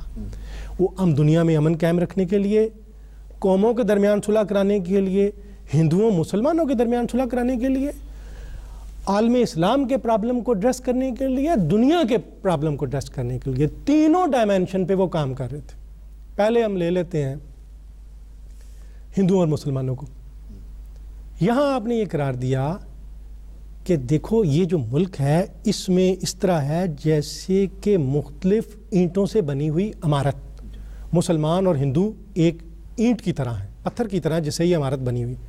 اگر ہم اپنی آئیڈینٹی چھوڑتے ہیں وہ اینٹ کمزور ہوگی, عمارت بھی کمزور ہوگی. اس کو تسلیم کرو پہلے, اس کے بغیر آپ آگے نہیں چل سکتے. یہ بنیادی اصول تھا. مجھے آج حیرت ہوتی ہے, کلدیپ نائر بڑے صحافی ہیں, انہوں نے لکھا کہ بھئی آئیڈینٹی کو جو ہم نہیں ختم کر سکتے اس کو مان کے بات آگے چلنی کرنی. پھر ترکی کا مسئلہ یہ تھا عالم اسلام کا, ہندوستان کے مسلمان جو تحریک چلا رہے تھے وجہ یہ تھی کہ اپنی سلطنت جو ان کی 700 سالہ سلطنت جب چھن گئی تھی ان کو, ترکی کی شکل میں ان کو ایک نفسیاتی سہارا تھا. جب یہ فرسٹ ورلڈ وار میں ایک دم سٹیٹ آف شاک میں آ گئے, یہ کیا ہوا ہے, تو اس شاک کی کفی دیکھیں, وہ ہم تو پہلے سے بتا رہے تھے کہ یہ جو زمانہ آ گیا ہے اس کے لیے تیار ہو جاؤ اور اپنی تبدیلیاں اپنے, لیکن یہ کسی نہ کسی سہارے سے کوئی نہ کوئی مسلمان جو تھے کوئی نہ کوئی سہارا بنا کے چلنے کی کوشش کرتے تھے, اور یہ سہارا تھا بڑا نفسیاتی سہارا تھا. جب یہ اسٹیٹ آف شاک میں آئے, ان کی سوچنے سمجھنے کی صلاحیتیں جو تھیں وہ پوری طرح کام نہیں کی, جذباتی تشنج جو تھا وہ آگے آ گیا تھا. آپ جانتے ہیں 1920 میں قائد اعظم جو تھے وہ نکل گئے تھے, کانگریس چھوڑ دی تھی انہوں نے, وہ سٹیج سے پیچھے ہٹ گئے تھے. وہاں جو جذباتی لوگوں کا قبضہ ہو گیا تھا, گاندھی کے طریقے خلافت چل پڑی, وہ فیڈ آؤٹ ہو گئے ہیں. تو حضرت صاحب نے اس وقت ان کو مشورے دیے تھے, دیکھو اب تم یہ سمجھو, یہ نہ کہو کہ یہ انٹرنیشنل خلافت ہے, اسے بعض عیسیٰ خلیفہ مانتا ہے, بعضوں کے نزدیک یہ اسلامی بادشاہ ہے, اس سے اہل تشیع اور اہل حدیث بھی آپ کے ساتھ شامل ہو جائیں گے. پھر جب آپ مسئلہ لے کے سامنے جائیں گے پھر یہ مسئلہ تسلیم ہوگا. اور بعد میں وہی بات پہنچی, اس کا کوئی فائدہ نہ ہوا. اور اس کے بعد انہوں نے, آپ نے یہ فرمایا کہ یہ جو ہے کہ آپ اس کو, یہ جو دوسری قومیں ہیں صرف فیصلہ کرنے والے انگریز نہیں ہیں, فرانس بھی ہے اور قوتیں بھی ہیں, امریکہ بھی ہے. آپ یہ دیکھیں کہ اسلام کا جو تاثر ہے وہ تہذیب دشمن کے طور پہ ہے. وہاں کوئی مسلمانوں کی بات سننے کے لیے تیار نہیں ہے. اور انہوں نے لالا لاجپت رائے کی رائے, جو وہ رائٹسٹ ہندو تھے, ان کی پیش کی کہ مجھے بڑا دکھ ہوا اسلام کے بارے میں اس طرح کے تاثرات ہیں. یہ حضرت صاحب نے لکھ کے یہ جو کانفرنس ہوئی اس میں بھجوایا.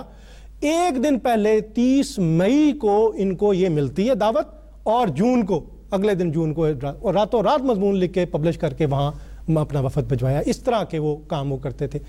تو اس میں آپ نے کہا کہ اسلام, خدا را اسلام کے امیج ٹھیک کرو دنیا میں, جو آج تک اس مسئلے سے باہر نہیں ہم آ سکے. آج تک یہی ہے, اسلام جو ہے وہ تہذیب اور کا دشمن ہے, اور جناب یہ جہادی اور یہ اور وہ, اسے آؤٹ آف کانٹیکسٹ اس وقت آپ نے خبر دی تھی کہ اس کو دور کرو. اس کو پھر انٹرنیشنل سطح پہ ہم آ جاتے ہیں. یہاں اس وقت بہت بڑا چرچا تھا, اور لیگ آف نیشن جو تھی تنظیم کے بڑی بنی ہوئی جی, آپ نے کہا تھا نہیں, کامیاب نہیں ہوگی, کوئی سننے کے لیے بات تیار نہیں تھا. بر وقت انتباہ آپ نے کیا اور اسی طرح کا حل ہوا. جب تک آپ اسلام کے جو اصول ہیں کہ بھائی جو ایک قوم لڑے اس سے باقی قومیں دونوں کی صلح کرانے کی کوشش کریں, اگر وہ نہیں کرتی باقی سب مل کے اس کے ساتھ جنگ کریں, اور اگر وہ ٹرم پہ آ جائے تو انصاف کا سلوک اس کے ساتھ کریں. تو اس کے بعد مسلمانوں کی رہنمائی کے لیے کہا کہ آپ دیکھیں آپ جس حالت میں جو علاج تجویز کر رہے ہیں ترک موالات کے، اس سے سوائے آپ کو نقصان ہونے کے کوئی آپ کے ہاتھ نہیں ہوگا۔ ترک موالات کی بجائے بغداد کی مثال سامنے رکھتے ہوئے موالات کا طریقہ آپ اپنائیں کہ جب کعبے کو پاسماں مل گئے تھے صنم خانے سے، تو وہ اس طرح کا طریقہ آپ بنائیں، تبلیغ کریں۔ آپ نے عالم اسلام انڈونیشیا کی تحریک کے لیے آپ نے جب انہوں نے تحریک اس وقت لکھا، عربوں کے لیے لکھا، فلسطین کے لیے لکھا، سارے عالم اسلام کے لیے آپ نے بر وقت، اور مجھے سمجھ نہیں آتی کہ ایک آدمی اتنا وقت کیسے کہاں سے وہ نکالتے تھے۔ تو تفسیر وہ کر رہے ہیں، جماعت کی تنظیم وہ کر رہے ہیں، انٹرنیشنل پالیٹکس میں وہ مشورے دے رہے ہیں، نیشنل پالیٹکس میں وہ مشورے دے رہے ہیں۔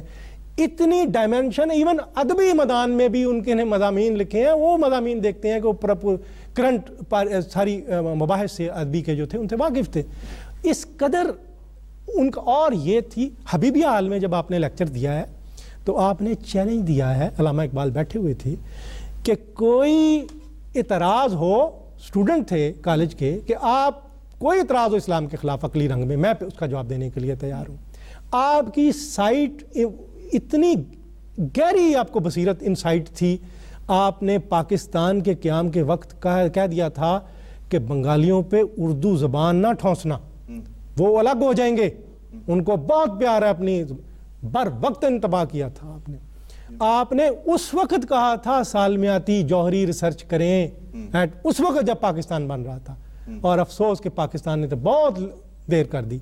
تو یہ ان کا، اور اس وقت زراعت کے لیے مشورہ دیا، آئین کے لیے مشورہ دیا، معیشت کے لیے مشورے دیے، قرضے نہ لینا امریکہ سے، یہ ساری باتیں، اور اسلام کی ہمدردی۔ وہ جو ہمیں یہ عالم اسلام میں جو ہمیں بدنام کیا گیا، یہ کسی انٹرنیشنل قوتوں کی وجہ سے ہوا ہے کہ یہ سب سے، اور یہ آئی ایچ قریشی کی شہادت ہے کہ ظفر اللہ خان سول سپوکس مین بن کے ابھرے ہیں عربوں کے، اور وہاں انہوں نے جو خدمت کی، کئی ملک آزاد ہوئے ہیں ان کی کوشش سے۔ تو یہ ہمیں سزا کیوں ملی ہے؟ یہ کیوں ہمارے ملکوں میں پروپیگنڈا ہوا ہے؟ 48 کو انہوں نے عربوں کے لیے الکفر ملت واحدہ مضمون لکھا ہے، پبلش ہوا ہے، تو 53 میں فسادات کیوں ہوئے ہیں؟ کیوں؟ یہ کس طرح ہوا ہے یہ کام؟ ایسے نہیں ہوا، یہ کسی سمجھ ان کو آتی تھی کہ یہ کیا ہوا ہے۔ بہت شکریہ نصیر سے، جزاک اللہ۔ جیسے کہ ہمارے ناظرین دیکھ رہے ہوں گے اور سمجھ آ رہی ہوگی کہ حضرت مسلم موعود رضی اللہ عنہ کی جو شخصیت ہے، آپ کی جو پرسنالٹی ہے، وہ ایسی پرت در پرت، طے در طے پرسنالٹی ہے کہ اس کو سمجھنے، اس کو پڑھنے کے لیے، دیکھیں اس طرح انوار العلوم اس وقت تک اس کی کتنی 18 جلدیں ہیں، 20 جلدیں تک ہیں انوار العلوم کی، لیکن وہ ایک حصہ ہیں حضور کے ارشاد فرمودہ خطابات، حضور کے تحریر فرمودہ پمفلٹس اور کتب کا، وہ سارا کلیکشن نہیں ہے۔ خطبات محمود کے نام سے علیحدہ کمپائل کیے جا رہے ہیں، خطابات محمود کے نام سے جو ہے وہ علیحدہ کمپائل ہو رہے ہیں۔ تو اتنا حضور نے تو مستقل، مطلب ہے کہ ساری عمر، جب سے حضور جس طرح بھی ہم دیکھ رہے ہیں، بہت چھوٹی عمر سے، نوجوانی سے حضور رضی اللہ تعالیٰ عنہ نے جو ہے وہ اسلام کی خدمت کے لیے جو ہے وہ اپنی زندگی وقف کر ڈالی، آخری سانس تک۔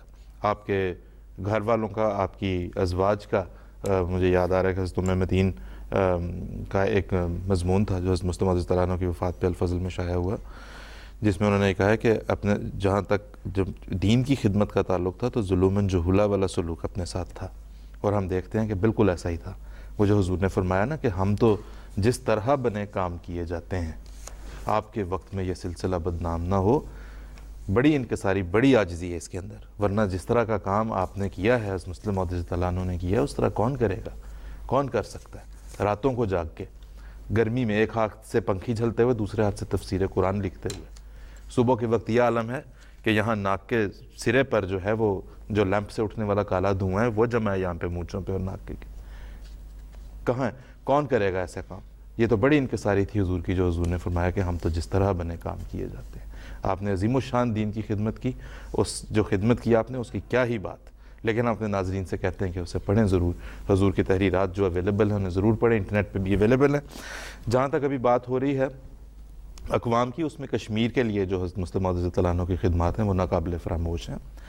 اقبال کا نام بار بار آتا ہے، علامہ سر محمد اقبال کا۔ ہم ایک تو اپنے ناظرین کو یہ بتا دینا چاہتے ہیں کہ جہاں پہ ہم اقبال کی ٹیسٹیمنی کی بات کرتے ہیں تو وہ اس لیے ہے کہ اقبال کو بہرحال ایک انٹلیکچولی وہ ایک دانشور آدمی بھی تھے، صاحب فہم، صاحب شعور as far as philosophy and understanding of issues is concerned. وہ جو دوسرا ان کا مسئلہ ہے جماعت احمدیہ سے وابستگی اور پھر علیحدگی، وہ ایک علیحدہ قصہ ہے. لیکن جو ان کا ذکر ہم کرتے ہیں تو وہ اس لیے کرتے ہیں کہ جو دوسرے مسلمان ہیں، بالخصوص پاکستان ہندوستان کے مسلمان، وہ اقبال کو جو درجہ دیتے ہیں وہ بعض تو دانشور سے اوپر اٹھ کے فلسفی کا، فلسفی سے اوپر اٹھ کے ولی کا، ولی سے اوپر اٹھ کے بھی وہ کچھ اور مدارج دینا چاہتے ہیں، لیکن اس لیے ان کا ذکر بار بار آتا ہے. لیکن ہم آپ کو یہ بتاتے چلیں کہ جب کشمیر کمیٹی کے حضرت مصطفیٰ رضی اللہ عنہ ظاہر اس کے روح رواں تھے، حضور نے بڑی عظیم الشان خدمات اس کے لیے سر انجام دیں. حضور نے فنڈز مہیا کیے جن کے بارے میں ان لوگوں یہ الزام بھی لگاتے رہے احرار کہ یہ انگریز کا دیا ہوا پیسہ ہے. اس کا بھی یہاں پہ ثبوت ہمارے پاس ہے، اگر وقت ہوگا تو آج اسے بیان کریں گے، جہاں پہ خود برٹش گورنمنٹ اس بات کی انٹیلیجنس کروا رہی ہے، جہاں سے خود برٹش انٹیلیجنس یہاں پہ رپورٹ کر رہی ہے. یہ میرے پاس کاپی ہے یہاں کے سیکرٹ اینڈ پولیٹیکل ڈپارٹمنٹ کی، جس میں وہ یہ بتا رہے ہیں کہ ہمیں یہ پتہ چلا کہ Mirza Mahmood Ahmad has sanctioned a fund for the Kashmir committee. تو وہ بہرحال ظاہر و باہر ہے، بڑا واضح ثبوت ہے، ہم اس کے اوپر بھی بات کریں گے. لیکن آپ یہ دیکھیں کہ یہاں پہ ہم سیلف اینڈ سورینٹی کے نام سے ڈاکٹر عائشہ جلال کی کتاب جو انہوں نے لکھی ہے، individual and community in South Asian Islam, اس میں وہ اقبال کا ذکر کرتے ہوئے یہ بتاتی ہیں اس ایپیسوڈ کا جہاں پہ کشمیر کمیٹی سے حضور مستعفی ہوئے. وہ یہ کہتے ہیں کہ 3 days later، پہلے وہ کہتی ہیں کہ on 4th of May 1933 the Civil and Military Gazette reported that some members of All India Kashmir Committee wanted a non-Ahmadi as its president. اس کے بعد حضرت مسلمہ رضی اللہ عنہ کا استعفیٰ ہے، اور اس کے بعد جو بات آتی ہے وہ یہ آتی ہے کہ 3 days later an emergency meeting ہوئی. Iqbal was elected as temporary president of the Kashmir Committee. وہی اقبال، علامہ اقبال کی بات ہو رہی ہے. The move was condemned by all the prominent leaders of Kashmir, including Sheikh Abdullah, Ghulam Abbas and Bakhshi Ghulam Muhammad, who implored the deposed Khalifa of Qadian to continue working for their cause. In the Punjab itself, few were convinced of Iqbal's ability to carry Bashiruddin's mantle. کسی کو بھی یہ یقین نہیں تھا کہ اقبال وہ کام کر سکے گا جو حضرت مرزا بشیر الدین محمود احمد صاحب المستر المعود رضی اللہ تعالیٰ عنہ نے کیا تھا. کیسے کرنا تھا؟ کوئی مقابلہ، کسی سطح پہ کوئی مقابلہ نہیں. The editors of Inqilab and Siyasat regretted the change, while the unionist leader Ahmad Yar Dawlatana remarked that Iqbal had never got things done in the past and would not be able to do so now. اور نہیں ہو سکا. اس کے بعد آگے چل کے وہ لکھتی ہیں، اس کا تھوڑا سا میں اردو میں بریفلی بیان کر دوں. کہہ رہے ہیں کہ اقبال جب صدر بنے حضرت مرزا بشیر الدین محمود احمد صاحب کے مستعفی ہونے کے بعد، نہ کشمیر کے لیڈران مسلم لیڈر خوش ہوئے، نہ اور پنجاب میں بھی بہت تھوڑے لوگوں کو یہ یقین تھا کہ اقبال کچھ کر سکیں گے. آگے جو بڑا دلچسپ بات ہے وہ یہ ہے کہ اقبال اور یہ عائشہ جلال کا اپنا ویو پوائنٹ یہ ہے کہ دے ہیڈ اے پوائنٹ. وہ بالکل درست کہہ رہے تھے. Iqbal was at the beck and call of the Ahrars. On 18th of June 1933, at the very first meeting of the Kashmir Committee under his presidentship, Iqbal startled everyone by resigning, alleging that its Ahmadi members were willing to accept the authority only of their own Khalifa.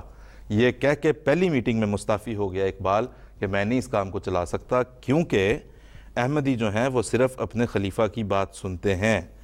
لیکن اس میں ایک اور بات بھی دیکھتے چلیں جو اسی کتاب میں انہوں نے پورے ایویڈنس کے ساتھ، پورے ریفرنس کے ساتھ لکھی ہوئی ہے. وہ یہ ہے کہ strapped for funds the احرارس could not contend with the economic political clout of the Kashmir Committee. پیسے نہیں تھے احراریوں کے پاس جناب. حضرت مسلم رضی اللہ عنہ نے تو جو پبلک فنڈنگ تھی جماعت کی، کمیونٹی کی، اس سے اس عظیم الشان کاز کو لے کے آگے چلیں. Discrediting the committee as an outpost of Qadian proved ineffective, since at most only 9 of 63 members could be identified as Ahmadis. 63 میں سے 9 ممبران صرف ایسے تھے جو کہ احمدی تھے. اس لیے اقبال کی وہ بات بھی غلط ثابت ہو گئی جو انہوں نے کہا کہ جی چونکہ احمدی یہ چاہتے ہیں. 63 میں سے 9 احمدی آئیڈینٹیفائی ہوئے تھے اس وقت. لیکن خیر یہ لمبی باتیں، اس کے اوپر دوبارہ انشاءاللہ تعالی ہم بات کرتے رہیں گے. ابھی ہمیں جو ہے وہ منصور احمد صاحب ہمارے ساتھ ٹیلی فون لائن پہ ہیں، ان سے بات کرتے ہیں. جی منصور صاحب پاکستان سے، السلام علیکم. وعلیکم السلام. جی جناب. جناب میرا یہ سوال ہے کہ یہی جو آپ پہلے بیان کر رہے تھے کہ علامہ اقبال پہلے جماعت احمدیہ میں داخل ہوئے، پھر ان کا علیحدہ ہو گئے، ایک علیحدہ مسئلہ ہے، جب بیان کر رہے تھے جو میں نے یہی میرا سوال تھا کہ وہ کیا وجوہات تھیں جن کے نتیجے میں وہ جماعت احمدیہ سے علیحدہ ہوئے. ٹھیک ہے. چلیں یہ ایک ایسا ویسا مضمون ہے جس کا براہ راست ہم نہیں سمجھتے کہ پیشگوئی مسلم موت کے ساتھ اس طرح سے کوئی تعلق ہے. حضرت مسیح علیہ السلام کے زمانے میں ہی ایسوسیشن بھی ہوئی ہے, علیحدگی بھی غالباً اسی دور میں اسی زمانے کی ہے. تو اس کے اوپر انشاءاللہ کبھی وقت, آج کے پروگرام ہو تو آج کر لیں گے, نہیں تو پھر جب بھی وقت ہوگا ہم انشاءاللہ اس پہ بات کریں گے. ہاں جی تفصیلی آپ کے اس پروگراموں میں بات ہو بھی چکی, بڑی تفصیل ایسا ہی ہے بالکل. تو نصیر قمر صاحب, ہم دیکھتے ہیں کہ مسلمانوں کے سیاسی اور ملی شعور کو بیدار کرنے کے ساتھ ساتھ حضور رضی اللہ تعالیٰ عنہ, مسلم موعود رضی اللہ تعالیٰ عنہ نے مسلمانوں کی جو روحانی ترقی اور روحانی گروتھ اور روحانی پروگریشن ہے اسپریچولی, اس کو کبھی بھی نظر انداز نہیں کیا. سیاسی رہنمائی تھی, ملی رہنمائی تھی, لیکن بنیادی طور پہ روحانی رہنمائی تھی. اور ظاہر ہے جس طرح تفسیر کبیر کی بات ہوئی, قرآنی تفسیر, حضور کے قرآنی دروس, سب اسی سلسلے کی ایک کڑی ہیں. آپ ہمیں بتائیں حضرت مسلم موعود رضی اللہ عنہ کے اللہ تعالیٰ کے وجود کو ثابت کرنے کے لیے, اسلام کے زندہ تعلیمات کو دوبارہ جو ہے وہ دنیا میں اجاگر کرنے کے لیے حضور کی خدمات کیا ہیں؟ دیکھیں, پہلے بھی جیسا کہ ذکر ہوا کہ حضرت مسلم موعود رضی اللہ تعالیٰ عنہ حضرت مسیح موعود علیہ الصلوۃ والسلام کے اس مشن کو ہی آگے بڑھانے کے لیے اللہ تعالیٰ نے آپ کو یہ بشارت دی تھی, اور حضرت صلی اللہ علیہ وسلم کی جیسے کہ بشارت تھی. اور مسیح موعود علیہ الصلوۃ والسلام کا کام یہ تھا ایک کہ آن وسلم کی غلامی میں تلاوت آیات اور تزکیہ. تزکیہ کے معنی یہ ہوتے ہیں کہ ہر قسم کی نشو و نما دینا, بڑھانا, پاکیزگی میں, صفائی میں, طہارت قلب میں, اور دنیاوی لحاظ سے بھی ترقی دینا اور روحانی لحاظ سے بھی ترقی دینا. اور یہ حضرت مسیح موعود علیہ الصلوۃ والسلام کے ذریعے سے جو اصلاح عالم کا سلسلہ شروع ہوا تھا, وہ حضرت مسلم موعود خلیفۃ المسیح ثانی رضی اللہ تعالیٰ عنہ کے ذریعے سے اس میں بہت وسعت آئی ہے. حضرت مسلم موعود رضی اللہ تعالیٰ عنہ کی تفسیر قرآن کو پڑھیں, اور جب ہم تفسیر قرآن کی بات کرتے ہیں, جیسے کہ پہلے بھی ذکر ہوا کہ اصل میں تو قرآن کریم کے جو علوم ہیں ان تک رسائی انہی لوگوں کو ہوتی ہے جن کو خدا خود پاک کر دے. لا یمسہ الا المطہرون فرمایا ہے. عام لوگ بعض کا سمجھ لیتے ہیں کہ جو پاک لوگ ہیں صرف وہی اس کو, یہاں پاک لوگوں کی بات نہیں ہو رہی, بلکہ وہ جو پاک کیے گئے ہیں, جنہیں خدا تعالیٰ پاک اور صاف کرتا ہے, انہیں قرآن کے گہرے علوم اور معارف تک رسائی ہوتی ہے. حضرت مسلم موعود رضی اللہ تعالیٰ ان مطہرون میں سے تھے, اور جو اللہ تعالیٰ نے آپ کو فرمایا کہ علوم ظاہری و باطنی سے پر کیا جائے گا اور کلام اللہ کا شرف اور مرتبہ ظاہر ہوگا. تو قرآنی علوم آپ کو اللہ تعالیٰ نے عطا فرمائے, اور قرآن کا مقصد یہ ہے کہ تاکہ بندے کو پاک اور صاف کر کے خدا کے ساتھ تک پہنچائے. اللہ تعالیٰ قرآن کریم میں فرماتا ہے والذین جاہدوا فینا لنہدینہم سبلنا. قرآن جو کتاب ہے یہ ھدی للمتقین ہے. یہ جو متقی ہیں ان کو بھی ہدایت کے اگلے رستوں تک پہنچا کے منزل مقصود تک لے کے جاتی ہے, اور وہ منزل مقصود ہے خدا تعالیٰ کی ذات. تو خدا تعالیٰ کی توحید کو قائم کرنا, اس کی ہستی کو دنیا میں ثابت کرنا. حضرت مسلم موعود رضی اللہ تعالیٰ عنہ نے جو 1906 میں جو پہلی تقریر جلسے فرمائی, وہ چشمہ توحید کے نام سے شائع شدہ ہے. مختصر سا خطاب ہے, اس کو پڑھیں. صحابہ اشش کر اٹھے کہ ایسی شاندار تقریر اللہ تعالیٰ کی عظمت اور توحید کے قیام کے لیے. اور آپ کی جو کتب ہیں, تفسیر کبیر ہے, دوسری کتب ہیں جو 250 کے قریب مختلف کتابیں اور رسالے ہیں جو لکھے ہوئے ہیں, اور مختلف موضوعات پہ ہیں. پھر آپ کے خطبات ہیں, سینکڑوں خطبات ہیں, خطابات ہیں, بڑے بڑے لمبے خطابات ہیں, جو کتابیں پوری ایک خطاب جو ہے کہ پوری کتاب بن گیا ہے. اور پھر خطبات نکاح لے لیں, کسی بھی پہلو کو لے لیں, اور عام گفتگو, سوال و جواب, ان سب کا مرکزی نقطہ یہ تھا کہ تاکہ لوگ خدا کو پہچانیں, خدا کی محبت ان کے دلوں میں قائم ہو, حضرت صلی اللہ علیہ وسلم کی عظمت اور شان سے واقف ہوں, قرآن کی عظمت اور شان سے انہیں آگاہی ہو, اور وہ پاک اور صاف ہو کر عبادتوں پر قائم ہو کر خدا تعالیٰ کے برگزیدہ اور خدا تعالیٰ کے پیارے اور محبوب بندے بن سکیں. حضرت مسلم موعود رضی اللہ تعالیٰ عنہ خلیفۃ المسیح کے جب منصب پر فائز فرم ہوئے ہیں, تو اس کے بعد تو یہ سلسلہ بڑی تیزی سے آگے بڑھا ہے. اور آپ نے اس کے لیے نہ صرف یہ کہ وعظ اور نصیحت اور خطبات اور خطابات اور تقاریر کے ذریعے, بلکہ اور اپنی مجالس میں لوگوں کو بٹھا کر ان مجالس عرفان میں ان کو سمجھائے یہ راز جو ہیں روحانیت کے اور اصلاح کے, اور لوگ سینکڑوں ہزاروں لوگوں کے خطوط کے جواب میں ان کو روحانی ترقی اور اصلاح نفس اور تعلق باللہ کی راہیں بتائی ہیں, اور اپنی دعاؤں سے انہیں نوازا ہے, بلکہ ایسے عظیم الشان انقلاب پیدا کر کے دکھائے ہیں. آپ کے ذریعے سے ساری دنیا میں اسلام اور دین اسلام کی اشاعت کے لیے مبلغین کا ایک جال پھیلایا گیا، جگہ جگہ مشن قائم ہوئے، اور قرآن کریم کے مختلف زبانوں میں تراجم ہوئے، اور اس طرح سے ہزارہا بلکہ لکھوکھا ایسے افراد ہیں جو شرک میں مبتلا تھے، دہریت میں مبتلا تھے، اور وہ توبہ کر کے توحید سے آشنا ہوئے، وہ لٹریچر پڑھ کر، آپ سے رابطوں کے ذریعے، آپ کی دعاؤں کے نتیجے میں۔ اور وہ جو حضرت محمد مصطفیٰ صلی اللہ علیہ وسلم کو گالیاں دیا کرتے تھے، وہ سوتے نہیں تھے جب تک حضرت صلی اللہ علیہ وسلم پر درود نہ بھیجیں۔ ایسا انقلاب آپ کے ذریعے سے ظاہر ہوا۔ آپ کا تو مقصد یہ تھا کہ دین کو تمکنت حاصل ہو، اور دین کو تمکنت دنیاوی اقتدار اور بادشاہتوں اور قوانین کے ذریعے نہیں حاصل ہوا کرتی۔ دین کو تمکنت اسی طریقے سے حاصل ہوا کرتی ہے جیسے ہمیشہ سے انبیاء کے ذریعے سے ہوئی ہے۔ وہ ان کی دعائیں ہوتی ہیں، ان کی روحانی توجہات ہوتی ہیں، ان کی قوت قدسیہ ہوتی ہے، جس کے نتیجے میں لوگوں کے دلوں میں انقلاب پیدا ہوا کرتے ہیں، اور گویا ایک لحاظ سے روحانی مردے زندہ ہو جایا کرتے ہیں۔ آپ نے ہزاروں روحانی مردے، ایسے روحانی مردوں کو زندہ کیا، اور جو زندہ تھے انہیں زندہ تر کر دیا، اور جو تعلق باللہ جنہیں تھا وہ تعلق باللہ میں اور آگے بڑھے۔ ہزارہ لوگ ہیں جو خلافت کے ساتھ وابستگی کے نتیجے میں، آپ کی دعاؤں کے نتیجے میں، آپ کی تربیت کے نتیجے میں تعلق باللہ میں اس مقام تک پہنچے کہ خدا ان سے کلام کرتا تھا، انہیں سچی رویا اور کشوف سے نوازتا تھا۔ اور عورتیں کیا اور بچے کیا، وہ بھی آپ کی تربیت اور فیضان کے نتیجے میں خدا تعالیٰ کے فضل سے تعلق باللہ کی نئی نئی راہوں پہ آگے سے آگے بڑھتے چلے گئے۔ اور یہ وہ سلسلہ ہے جو اصلاح نفس کا، اصلاح احوال کا، تعلق باللہ کا، روحانیت کا، یہ وہ سفر ہے جو حضرت مسلم موعود کی ذات تک ختم نہیں ہو گیا۔ یہ میں یہ بات عرض کرنا چاہتا ہوں کیونکہ ہم وقت کے اختتام تک تر بڑھ رہے ہیں، بلکہ آپ نے جو فیضان کھلا ہے آج بھی آپ ان کتابوں کو پڑھیں۔ ملائکۃ اللہ کے بارے میں لوگوں نے عجیب و غریب کہانیاں بنا رکھی ہیں۔ حضرت مسلم موعود کی ایک خطاب جو ملائکۃ اللہ کے نام سے چھپا ہوا ہے اس کو پڑھ لیں۔ ذکر الہی کے موضوع پر ایک خطاب ہے، اس کو پڑھ لیں۔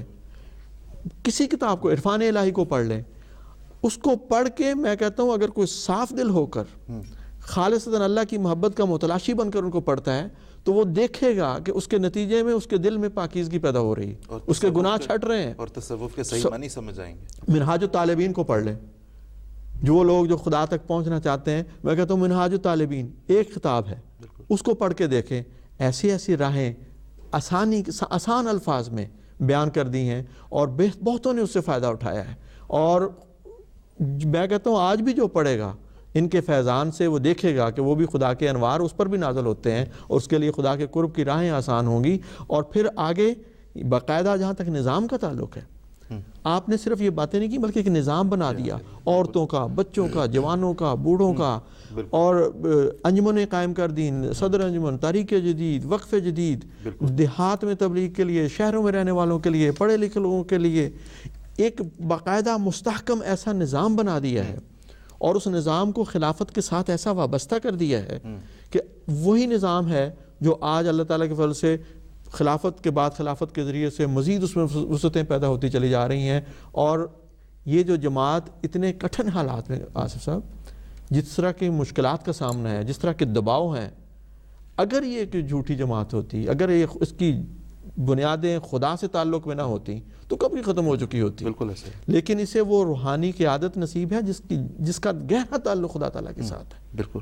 حضرت مسلم موعود رضی اللہ تعالیٰ عنہ کے بعد آپ نے نظام خلافت کے استحکام میں بھی بہت کردار ادا کیا ہے، کیونکہ خلافت کے ذریعے سے دین کی تمکنت وابستہ تھی، خلافت کے ذریعے سے مسلمانوں کے خوفوں کو امن میں بدلا جانا تھا، خلافت کے ذریعے سے خدا کی عبادت اور سچی توحید کو دنیا میں قائم کیا جانا تھا۔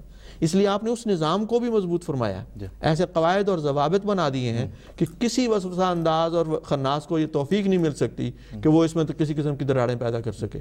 اور جماعت کو مقام خلافت کا عرفان بخشا ہے، عرفان بخشا ہے، اور جماعت کو خلافت کے ساتھ ایسا وابستہ کر دیا ہے اپنے ارشادات کے ذریعے، اپنے دعاؤں کے ذریعے سے، اپنی تربیت کے ذریعے سے، کہ آپ دیکھیں حضرت مسلم موعود رضی اللہ عنہ سن 1965 میں وفات پا گئے، خلافت ثالثہ کا دور آیا، خلافت رابعہ کا دور آیا، اور اب ہم خلافت خامسہ کے دور میں ہیں، اور جماعت بھی اور نظام خلافت بھی مستحکم سے مستحکم تر ہوتا چلا جا رہا ہے۔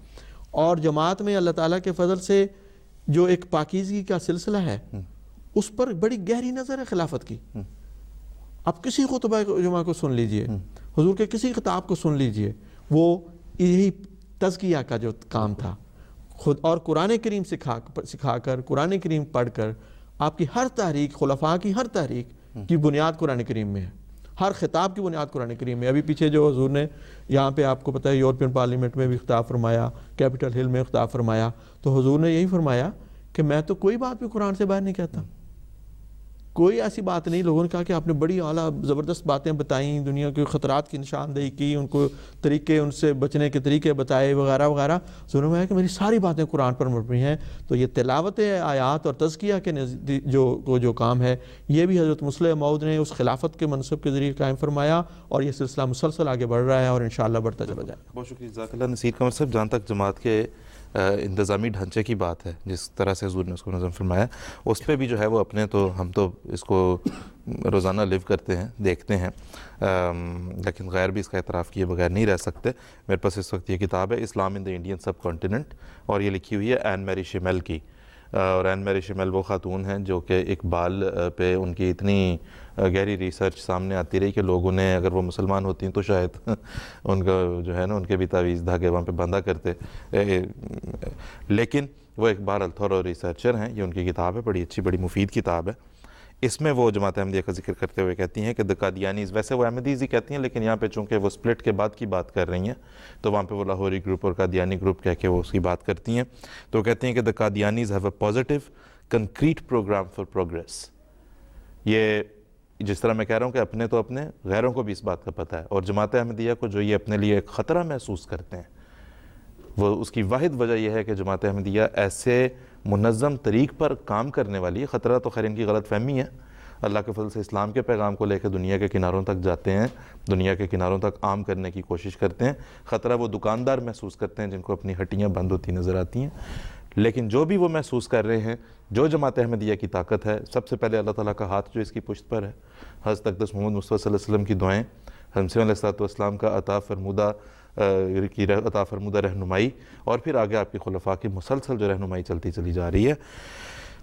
آگے وہ چلتی ہیں دے آر ایکسیلنٹلی آرگنائزڈ، ہاں جی، آگے وہ یہ جا کے لکھتی ہیں their educational system is strict and well arranged, their Islamic ideas are puritanic defending purdah and polygamy. اور آگے وہ لکھتے ہیں کہ during the riots in the wake of partition Qadian afforded sanctuary to many Muslims who fled from the six.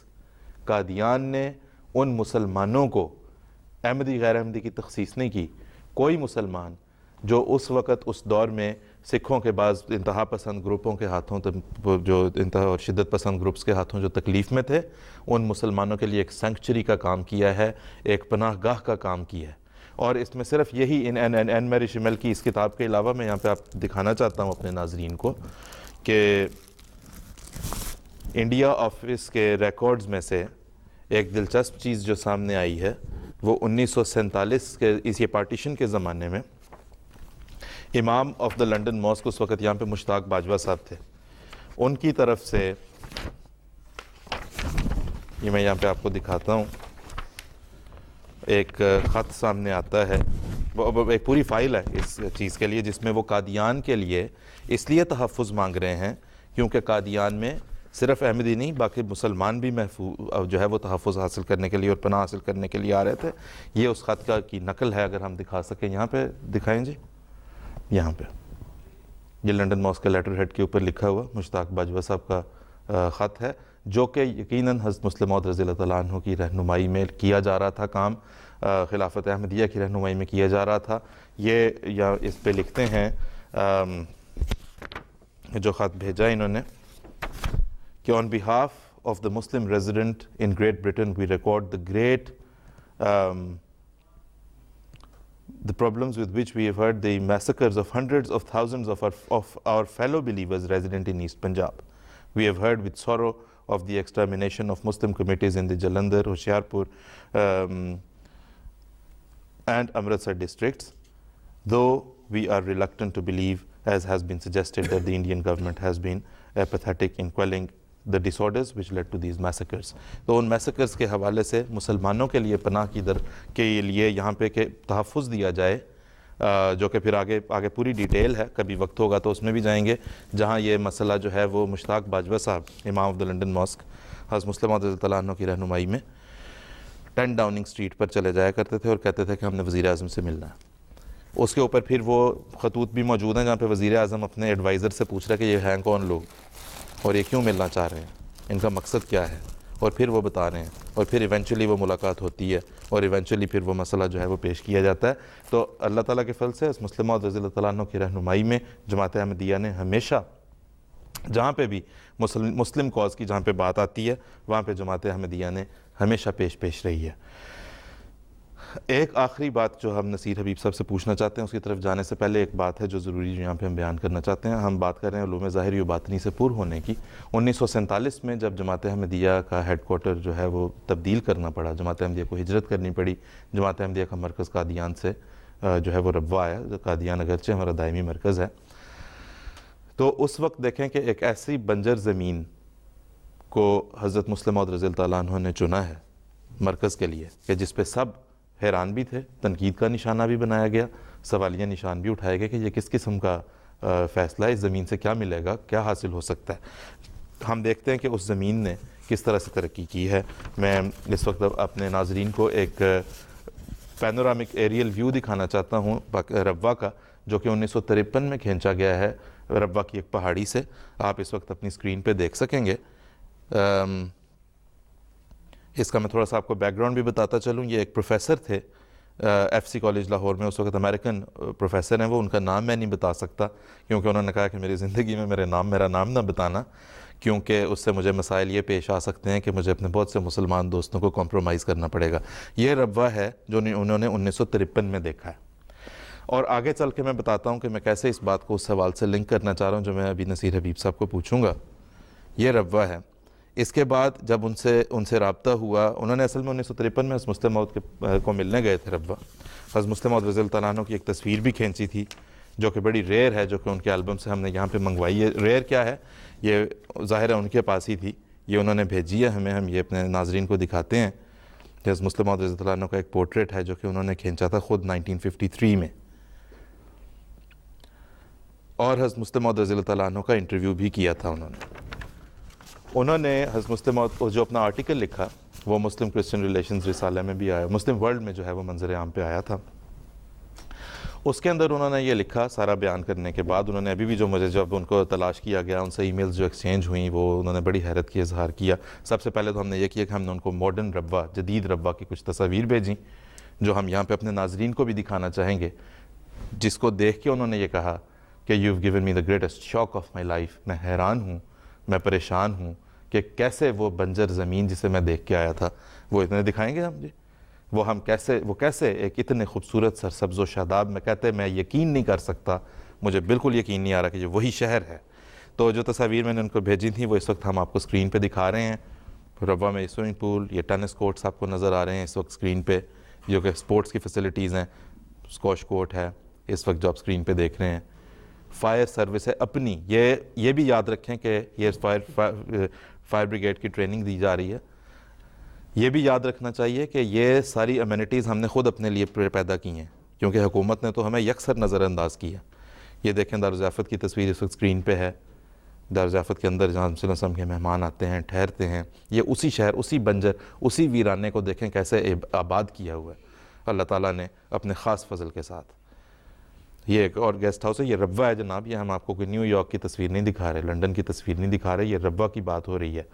یہ اس وقت آپ کے سامنے وہ لائبریری ہے جس کے مقابلے کی لائبریری آپ کو بڑے شہروں میں نہیں ملے گی پاکستان میں.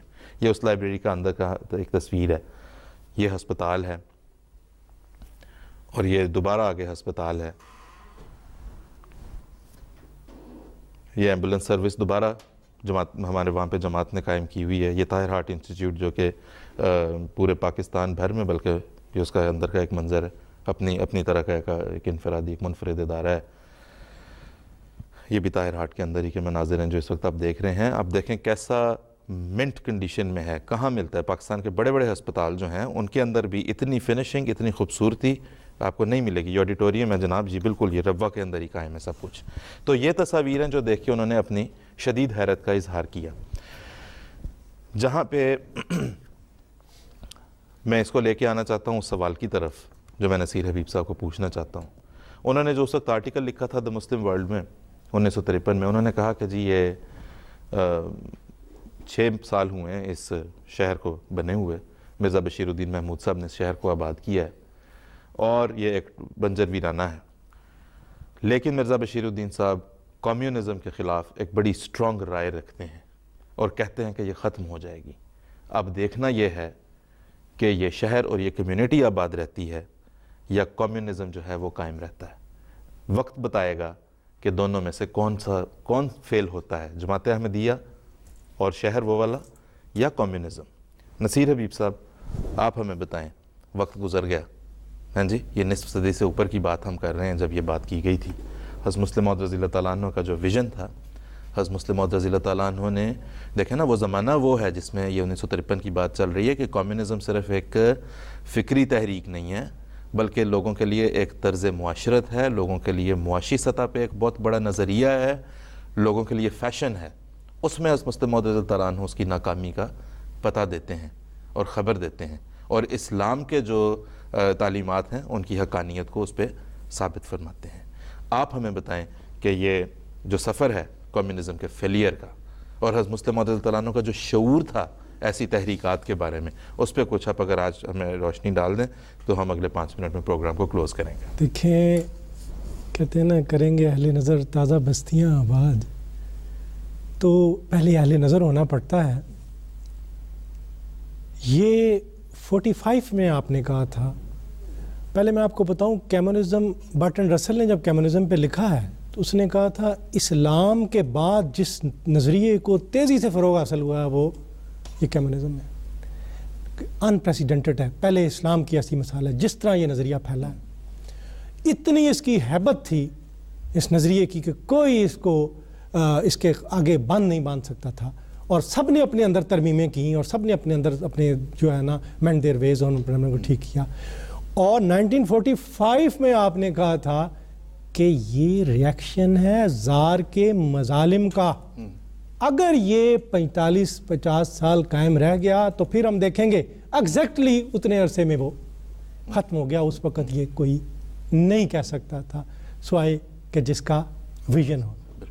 ہم فقیروں سے دوستی کر لو, گر بتا دیں گے بادشاہی کے مسئلہ. اور آپ نے کیوں کہا تھا؟ اس میں روح کا علاج کوئی نہیں ہے, اس میں روح کو ایڈریس نہیں کیا گیا, صرف جسم ہی ایڈریس کیا گیا. مجھے بڑی حیرت ہوئی کہ جب میں نے گورباچوف کی کتاب دیکھی پسٹرائکا, اس میں اس نے لکھا ہوا تھا کہ آپ نے فرمایا تھا کہ یہ جب تباہ ہوگا, زوال ہوگا, اس کو کوئی سنبھالنے والا نہیں ہوگا. اس میں روح کو نظر انداز کیا گیا ہے. اور اس میں اس نے لکھا کہ جب وہ سنبھالنے کی کوشش کر رہا تھا, وہ کتاب اس کی آئی ہے کہ اب ہم نے ایسے کام کرنا ہے. 2 آدمی پتھر لے کے جا رہے تھے پہاڑی پہ, دونوں سے جب پوچھا گیا کہ تم کیا کر رہے ہو, ایک نے کہا جی فضول کام کر رہے ہیں, پہاڑی پہ پتھر لے کے جا رہے ہیں. دوسرا بولا نہیں جناب ہم ایک عبادت گاہ بنا رہے ہیں, اس اسپرٹ سے ہمیں کام کرنا پڑے گا. لیکن اس اسپرٹ میں تو تب ہی کام کر سکتے ہو نا اگر تم نے روح کا خیال رکھا ہوتا. ایسے کہنے سے تو کوئی چیز نہیں مان جاتی. تو آپ نے اس وقت یہ کہہ دیا تھا اس میں یہ خرابیاں ہیں, اس میں اندرونی تضادات ہیں, اور یہ تضادات کی بنا پہ 45-50 سال تک یہ قائم نہیں رہ سکے گا. یہ رد عمل کا نتیجہ ہے. جب یہ گزر جائے گا نئی نسل پوچھے گی تم سے کہ جو ہم کام کرتے ہیں ہمیں اس کا حق دو. جب نئی نسل آئے گی جن کے اوپر یہ اثرات نہیں ہیں مظالم کے, اور ایگزیکٹلی وہی ہوا. اور لیکن اس زمانے میں یہ کوئی آدمی اس کا نہیں کہہ سکتا تھا اس تیقن سے, اور یہ ان کی بصیرت تھی. انہوں نے جو بھی تعلیم پیش کی ہے وہ قرآن کی بنیاد پہ کی ہے. آپ نے یہ فرمایا ہے کہ ٹھیک ہے کسی کی انڈیویجول آزادی کو ختم نہ کریں, اسلام یہ ہے کسی کی انڈیویجول آزادی کو ختم نہیں کرتا. حضور نے تو بلکہ یہ بھی فرمایا کہ جو مقاصد ہیں وہ کمیونزم کے اور اسلام کے ایک سے ہیں, نتائج ایک ہیں, نتائج ایک ہیں, دونوں کے نتائج ایک ہیں, روٹس ان کی مختلف ہیں.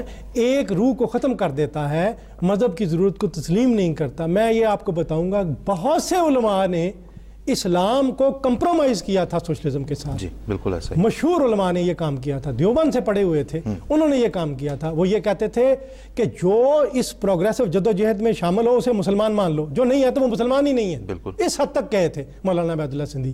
لیکن یہ ہم نے کوئی کسی کا بھی کمپرومائز نہیں کیا. ہم نے کہا کہ ہم اسی بنیاد پہ چلیں گے, اس کو ڈیفینس, اور آستانے یار سے ہم نہیں اٹھے. بالکل بالکل ایسا ہی. بہت شکریہ نصیر حبیب صاحب, جزاک اللہ. ناظرین, اس پہ گفتگو ہماری جاری رہے گی. ہمارا اگلا پروگرام بھی, مطلب پروگرام کو کلوز کرنے سے پہلے یہ بتاتا چلوں کہ ہمارا اگلا پروگرام بھی جو ہے وہ یوم مسلم عود ہی کے حوالے سے ہے, حضرت مسلم عود رضی اللہ تعالیٰ عنہ ہی کے حوالے سے ہے. جن پروفیسر صاحب کی میں بات کر رہا تھا, جو روا بھی گئے, حضرت مسلم عود رضی اللہ تعالیٰ عنہ سے ملے بھی, آپ سے بہت متاثر ہو کے واپس بھی آئے. ان کی جو ای میل واپس مجھے جب ان سے رابطہ کیا گیا تو انہوں نے کہا کہ جی مجھے یاد آ گیا وہ بہت خوبصورت دن, وہ بہت خوبصورت وقت جب میں ان کی مجلس میں تھا, ان کے پاس بیٹھا تھا, جب میں نے یہ تصویر لی تھی. ہر چیز مجھے یاد ہے, بڑی اچھی طرح سے یاد ہے. لیکن جو تصاویر ان کو بھیجی گئی تھیں, روا اس وقت جیسا ہے, اس پہ ان کے جو تعریفی کلمات تھے, انہوں نے کہا کہ اگر میں ان کو عام کر دوں تو مجھے میرے بہت سے مسلمان دوست مجھ سے ناراض ہو جائیں گے. یہی سوال جو ابھی نصیر حبیب صاحب سے پوچھا کہ آپ نے میں نے ان کو پوچھا کہ آپ نے کمیونزم پہ جو سوال اٹھایا تھا اس کا آپ کا کیا جواب ہے. اس کے جواب میں بھی انہوں نے کہا کہ اگر میں جواب دے دوں تو میرے مسلمان دوست مجھ سے ناراض ہو جائیں گے. تو لہٰذا ہم ان کی پرائیویسی کا احترام کرتے ہیں, ہم ان کے, لیکن ایک انہوں نے وقت بتایا ہوا ہے معین جس کے بعد وہ کہتے ہیں کہ اس کو بتا دیا جائے. اس وقت میں درخواست کروں گا کنٹرول روم سے پروگرام کو ختم کرنے سے پہلے کہ اگر ہمیں وہ پرانا پینورامک روا کا دکھائیں اس وقت اسکرین پہ, اور پھر اس کے بعد ہم نیا پینورامک دیکھیں گے. یہ ہے روا کی حالت جو 1953 میں آپ کو نظر آ رہا ہے کہ جیسے گویا صحرا میں ایک بستی کو آباد کرنے کی کوشش کی جا رہی ہے. ایک بڑا فینٹ سا وہ نقشہ آپ کو نظر آ رہا ہے, گول بازار جو ہے وہ نظر آ رہا ہوگا ہلکا سا, جہاں پہ اس کی بھی بالکل چند دکانیں گنی جا سکتی ہیں, 4 یا 5. اور یہ اس وقت اس کی روا کی جدید شکل, یہ چند مہینے پہلے ہے. یہ عمیر علیم صاحب کی کھینچی ہوئی تصویر ہے جو انہوں نے بڑی محنت سے, بڑی بلندی سے جا کے کھینچی ہے روا کی تصویر. یہ اس وقت روا کا عالم آپ دیکھیں کہ کیسے بنجر پہاڑیوں کے بیچ ہی میں کیسے ایک سبزہ زار ہے جو کہ آباد ہے, کس طرح منظم طریقے سے گھر ہیں یہاں پہ. اور آپ روا کا ہارٹی کلچر دیکھیں, انشاءاللہ اس پہ بھی کسی وقت تفصیل سے بات کریں گے. جو روا کا ہارٹی کلچر ہے, جو روا کے اندر جو سرسبزی اور شادابی اور روا کے باغات اور روا کے اندر جو خوبصورت تزئین روا کمیٹی کے جو کام ہیں ان کے حوالے سے انشاءاللہ تعالی بات کریں گے. لیکن یہ آپ اس وقت دیکھ رہے ہیں, یہ وہ شہر ہے جس کے بارے میں کوئی یہ نہیں سوچ سکتا تھا کہ یہ کبھی آباد ہو جائے گا, میٹھا پانی پینے کو مل جائے گا.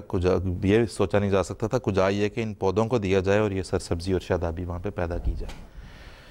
تو ناظرین, ابھی ہم اس وقت اپنے پروگرام کا وقت ہمارے اختتام کو پہنچا. انشاءاللہ تعالی اگلے پروگرام میں ہم جب حاضر ہوں گے تو ہم مسلم عود رضی اللہ تعالیٰ عنہ کے حوالے ہی سے بات کو جاری رکھیں گے, اور اس کے ساتھ جو ہم ایڈ کریں گے وہ یہ کریں گے چونکہ 2013 جو ہے وہ جماعت احمدیہ برطانیہ کے 100 سال پورے ہونے کا سال بھی ہے.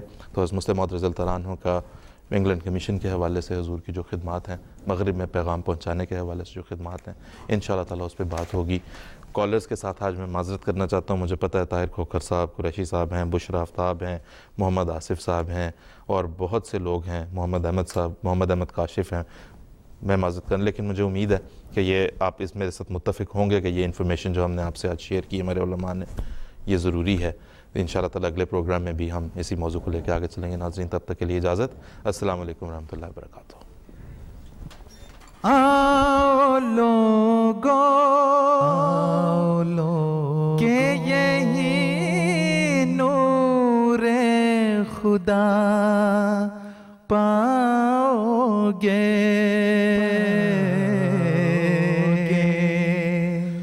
لو تمہیں تو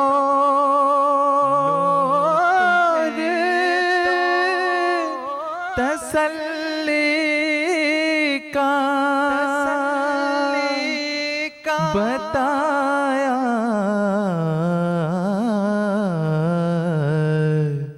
ہم